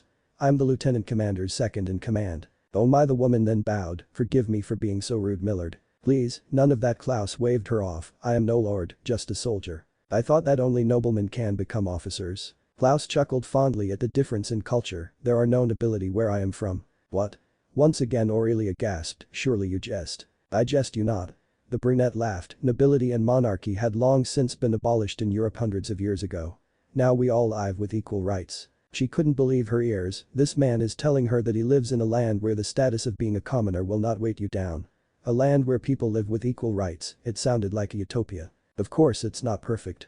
Klaus snapped her out of her little daydream. "There are still imperfections with our government system, as trying to keep every citizen happy and content is not exactly easy, but at least we try. Like any other place, there are those who wish to disturb the peace and cause havoc. Two nations right now are not exactly on friendly terms, but neither are they at war, but of course everyone knows that it's only a matter of time till that happens." "Do they also use the Iro tanks?" "More than that." He huskily said. "Oh, enough of that. Care to join me for some dinner?" She looked skeptical at first. Here was a man that looked like a noble, yet was not, asking her to join him for some dinner. "Why you wish to have me join you in your dinner?" "Of course." He nodded. "Why wouldn't I want to have dinner with a beautiful girl like you?" Her face flushed a light red at the compliment. It was rare for someone to personally tell her that she was beautiful. Of course female sapients were known for their beauty, but most humans from the empire would rather use them as slaves for their personal pleasure. It's a reason why thousands of them were living outside imperial borders, but it was only a matter of time until these lands would be absorbed by the empire. "Come on." The German tank commander motioned her to follow him. Grabbing his ration, he led her to the campfire that was being made by his crewmen. Next day, Klaus woke up to the sound of people loudly talking amongst themselves. From there he saw Aurelia the rabbit sapient sleeping on his shoulder. It seems the two really enjoyed one another's company that they kept talking until they both fell asleep under the night sky. "Aurelia, wake up." The redhead rubbed her eyes and yawned before smiling at the man. "Morning." "Morning." The tank commander smiled but then looked at the commotion at the gates. "What's going on?" "I do not know." The two of them got down from the tank and immediately saw Naruto getting off from his tank. "Morning, sir. Care to tell me what this is all about?" "We're about to find out." As soon as they went up to the northern gates where Brad, Rudy, Issei, Ray and the rest of the men were already present. Status report. "We got." Issei was the one to speak up as he faced his commander. "A small situation." "Define small." The younger brunette pointed his finger towards the gate. Naruto narrowed his eyes as he saw what could be a very big problem. Just a few kilometers out was what appeared to be an army of soldiers, wearing armor reminiscent to ancient Rome. And if he guessed right, there was an entire legion consisting of at least 4,000 to 5,000 men. The Empire. Aurelia shivered in fear and tugged Klaus's arm. "They're here, they're going to conquer us." "Not if I have anything to say about it." Naruto muttered as he stepped forward to see two men in horses, one armored and one appearing to be some sort of diplomatic official. Meeting the two men, he stood his ground while the people looked in awe that someone would defy the Empire. "I am Magister Tellium Octavius of the Empire. To whom am I speaking to?" "Lieutenant Commander Naruto von Rieger of Blacklight Special Forces, Disciple Company." "Very well." The Magister lightly snorted, not at all intimidated by the sight of the blonde. "You are to withdraw your forces from this region, as by order of the Emperor himself, this region is now under Imperial rule. With all due respect, Magister." Naruto narrowed his eyes. "I am under strict orders to remain here and protect this town from any threat." "And what gives you people the right to simply conquer your neighbors?" "You will do as we order, worm." The other man beside the magister growled at the blonde. By the way he was dressed, he looked like royalty. I am Prince Castor, next in line to the imperial throne. And you are nothing but dirt to me. This town is now under imperial rule. All will submit while I take you and your men as slaves. This man was seriously getting on Naruto's nerves. My orders still stand, so why don't you just take your little army and leave? Why you? The prince balled his fists but then turned around. This is not over, commoner. I think that went rather well. Naruto snickered as he turned around to see the stunned townsfolk. Issei, how long were they here? Just this morning. We still don't any proper reconnaissance, so all we could do was watch them make camp. I've already sent word to General Sadam. He says we'll be receiving reinforcements in a few minutes. So for the record, that prince did threaten us, right? Indeed he did. Naruto nodded. Rudy, get your badger up here, expect an attack within the hour. Yes, sir. And Ray. Speaking of Ray, he decided to step outside the gate, pull his zipper down, and urinate on the ground. Hey you dressy little fucks. You come here and think you can whatever the fuck you want. Well, come and get it. He started swaying his hips left and right, showing his tool for all the Imperial Legion to see. You know you want it. Brad. Yes sir. What the hell is Ray doing? He appears to be taunting the Imperial Legion with his dick. Should we prepare for an imminent attack? Yeah. Gunner, for fray. Loaded. The flash of the tank's autoloader notified Naruto and his gunner. On the way. The gunner said as he pulled the trigger, unloading a single high explosive shell straight at the enemy soldiers wielding nothing but swords, spears, bows and shields. They were simply no match for the elite soldiers of Europe and Blacklight, armed with far more advanced weapons. Just a few salvos from artillery strikes and the 120mm smoothbore guns of the tanks, and the thousands of legionnaires were sent into disarray. Arms, legs and heads were being ripped from their bodies as the shells impacted. Precision artillery strikes from the Joint Operations Base at Dorothy sent them immediately packing. In the eyes of the townsfolk, they thought they were watching sorcery at work. Fire flew out of their strange weapons and beasts, brutally punishing the Imperial soldiers that dared come within 500 meters of the town. Ray was having the time of his life. It was no longer a battlefield, it was a full-on slaughter, with only the Imperial soldiers suffering casualties. They on the other hand were firing mortar and their automatic weapons, not even getting a chance for their archers, who had much shorter range than them, to fire their arrows. The townsfolk were extremely surprised to see that there were women in Europa's ranks, even some of them were field officers with large amounts of leadership skills. Many of them commanded respect and obedience, much like their male counterparts. While to the one sapient race where women were allowed into more important roles in their society, it was simply surprising that humans did so as well. It then dawned them that the empire might no longer be the dominant nation in their world, for a new contender had unintentionally come to take its place. By the end of the day, only a few scraps of enemies were left running towards the direction they came from. And to Blacklight's luck, they had taken the good prince prisoner. Pastor struggled as two heavy soldiers under Issei's command held the prince's arms tightly. Unhand me, you barbarians. I will have your heads for this. All of you will become slaves once this is over. Damn, does he ever shoot up? Rudy whispered lightly to Brad as they watched the pathetic sight of the prince being hauled into one of the trucks bound for Dorothy. I have a feeling that negotiations will be quite interesting to say the least. Hey Brad. Ray walked in with a shit-eating grin on his face. I'm a man now, a stone-cold killer just like you. Except I don't talk all educated and shit. Blacklight. Ascension. Chapter 9. Liberty Blues. Aurelia. Klaus got off from his tank and looked for his rabbit-eared friend, but couldn't seem to find her. Aurelia. Has anyone seen Aurelia? The locals shook their heads as he passed them by. He was becoming worried. As soon as he turned into one of the alleys, he became horrified. Aurelia, Aurelia. Down on the ground was the rabbit sapient with an arrow on her stomach. Aurelia. Sir Klaus. Don't talk. He placed his arms under her and picked her up in a bridal carry. Medic. Someone get me a fucking medic over here. So just one wounded civilian. Sadam clarified as he spoke to Naruto personally. 1 in a million arrow shot, sir. She was fortunate that Koenig found her when he did. That's good, at least you did good out there, your first major large-scale battle. I wouldn't call it a battle, sir. Naruto chuckled. It was a fucking meat grinder for the Empire. They completely underestimated us and charged us head-on thinking their superior numbers would win the day.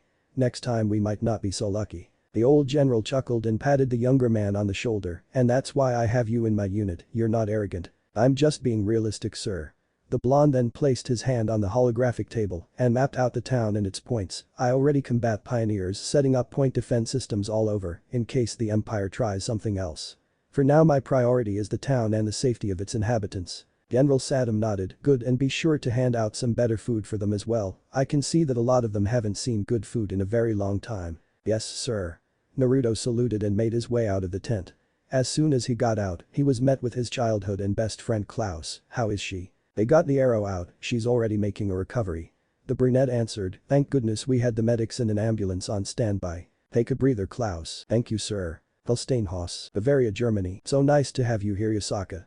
Kuroka greeted her close friend as she led her into the house. Immediately they were greeted with the squeaky voices of squealing children, mostly Bolt and Kuoh. It's nice to have some friendly dinner once in a while.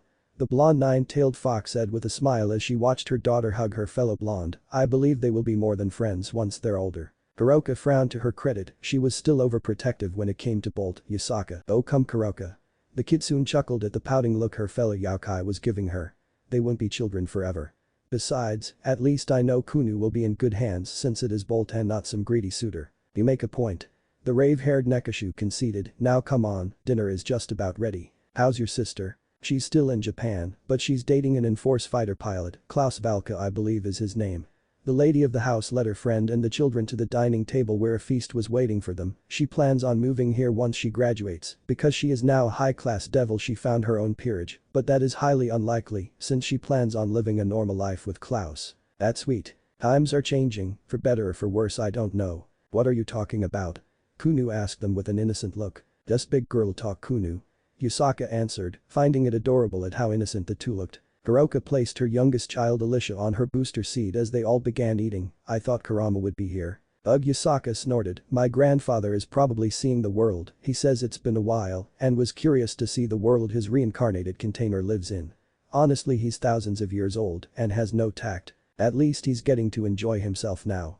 Kuroka said as they all started putting food on their plate with the youngest of them all Alicia taking a few bites on her mashed potato. He never really got to do that during Naruto's past life. True.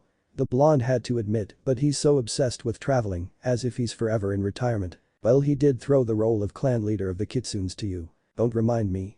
Yasaka snorted, causing Kuoh and Bolt to giggle at the face she was making. Mommy's being silly. Kuoh whispered to her best friend. MMMM. The blonde boy grinned. Okay kids enough playing. Kuroka told the two, no dessert for either of you if you don't eat your dinner. Okay. Both mothers laughed as they sat in the living room while leaving Bolt and Kuoh to their antics, playing video games most likely.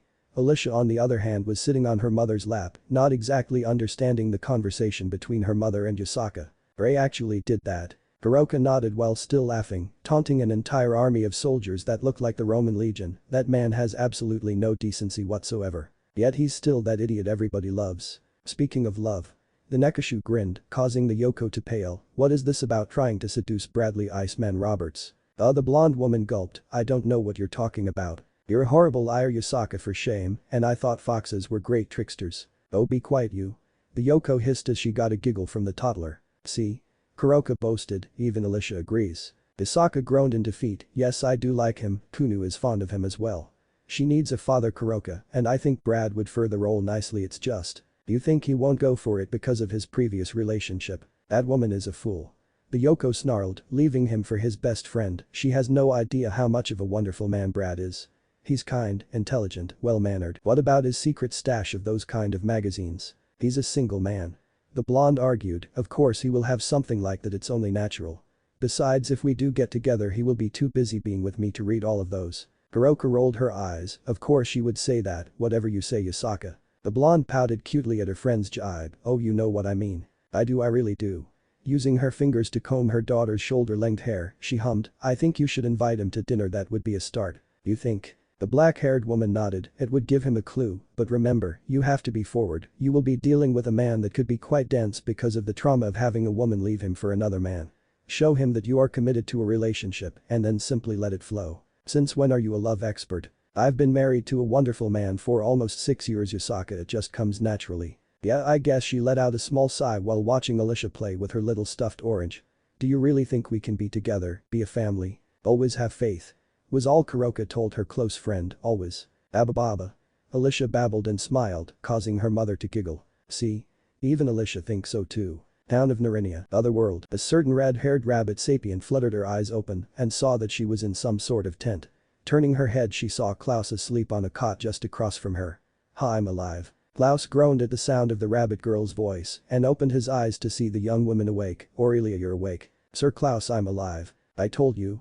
The brunette chuckled softly as he knelt down beside her, none of that sir stuff and yes you're alive, we have advanced medical tools and practitioners that were able to take the arrow out of your stomach.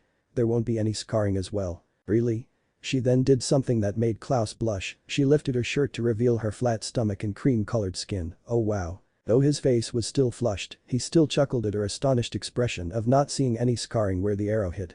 Doctor says you can go once you wake up. Do you have any family to let them know you're okay? The rabbit girl looked down and shook her head. Before I moved here, my parents and sister were killed by Imperial soldiers in our old home. I'm sorry It's not your fault sir, I mean Klaus. She told him, you did not know. So you live alone? She nodded. No friends? She shook her head. Absolutely no one. She shook her head again, causing the brunette tank commander to sigh. Well, we're having none of that. Huh? The red-haired young woman tilted her head as she watched the man pull out a strange device and started talking to it. And to her surprise the object started speaking as well, K. Klaus. I'm just wondering if you would like to live in my world, with my family. I think you would live a better life in Germany, my parents would definitely love to have you around.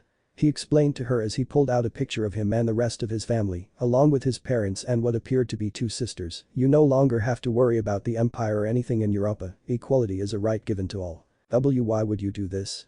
She asked him with a stutter. I'm your friend aren't I? And friends help their friends when they are needed. Aurelia started tearing up, no one had ever been this nice to her before, not since her late family. Now here was a man giving her the choice to live a better and happy life. Thank you so much. Alright gents, gather round. Brad brought a bag from one of the storage compartments of his Badger, someone get out the heater. There's something I've been keeping from you all, I wasn't sure we were gonna live to share this moment. He then pulled out a can of beefaroni. Ray gasped, Chef Boyardee, the master. He was handed one can while Issei, Rudy, and others were given their own. You deceiving conniving Hebrew motherfucker, how were you going to keep this from your dearest pal Rary? I got one more secret to share. Brad then pulled out a magazine, unopened and unspoiled. It was a pornographic magazine. Ray gasped again, jugs. Ray tried to pry it from the sergeant's hands, but Brad wouldn't have any of it. No. Wait.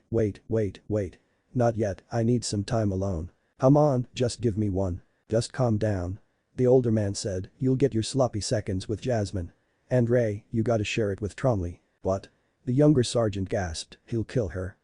Fuck, kill it's all the same right? The private named Tromley shrugged. Yeah, all the same if you're a fucking psycho. Ray retorted. Brad, I'm telling you, I fear for Jasmine. When were you going to tell me that we were having beefaroni for dinner?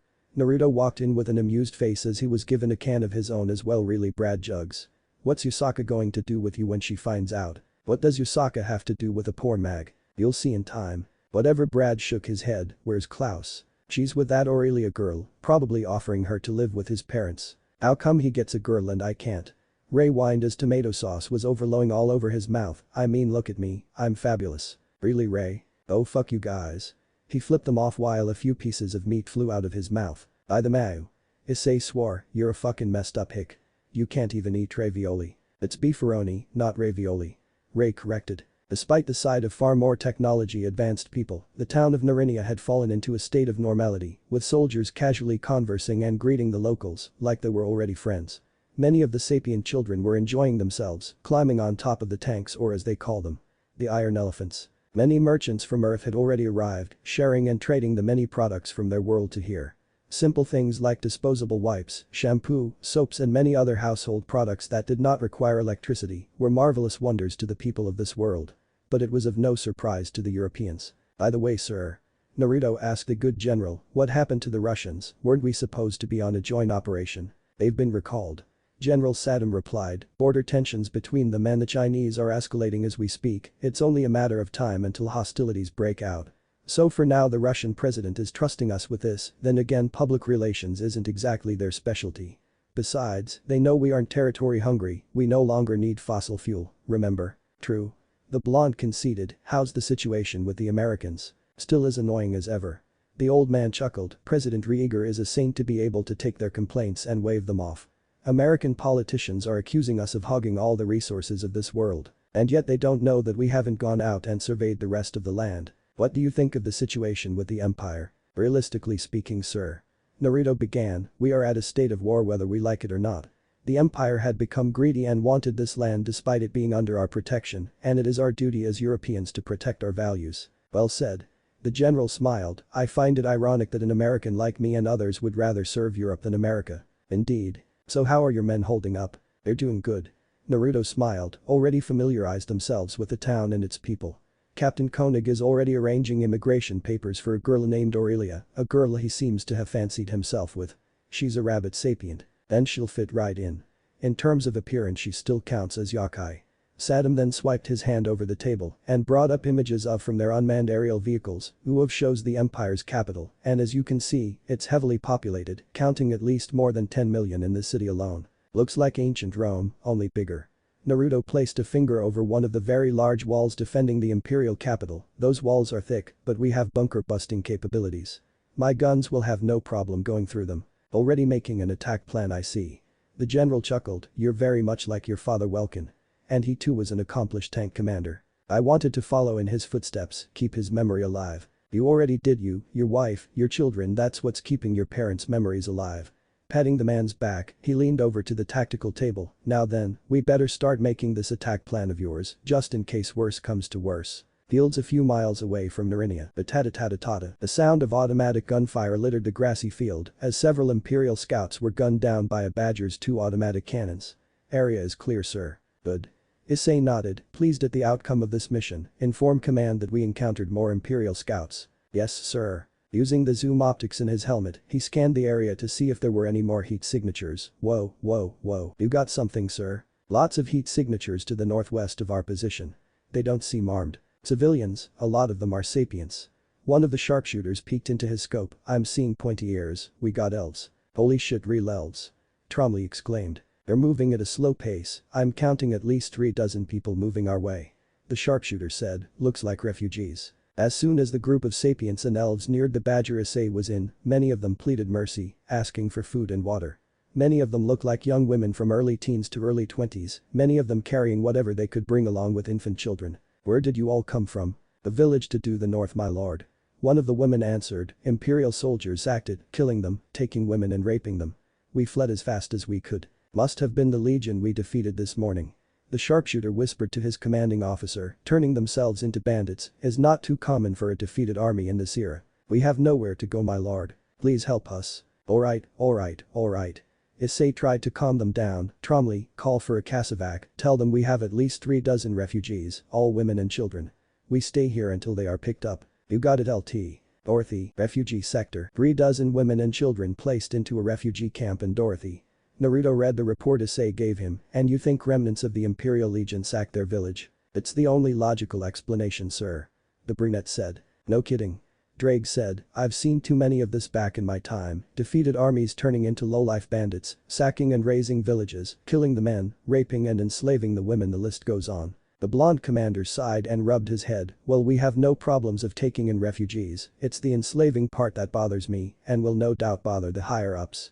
They will no doubt start some mission to rescue slaves. So what do we do, sir? Nothing, Naruto answered, we leave this to the higher-ups, for now just make sure the refugees are well fed and taken care of.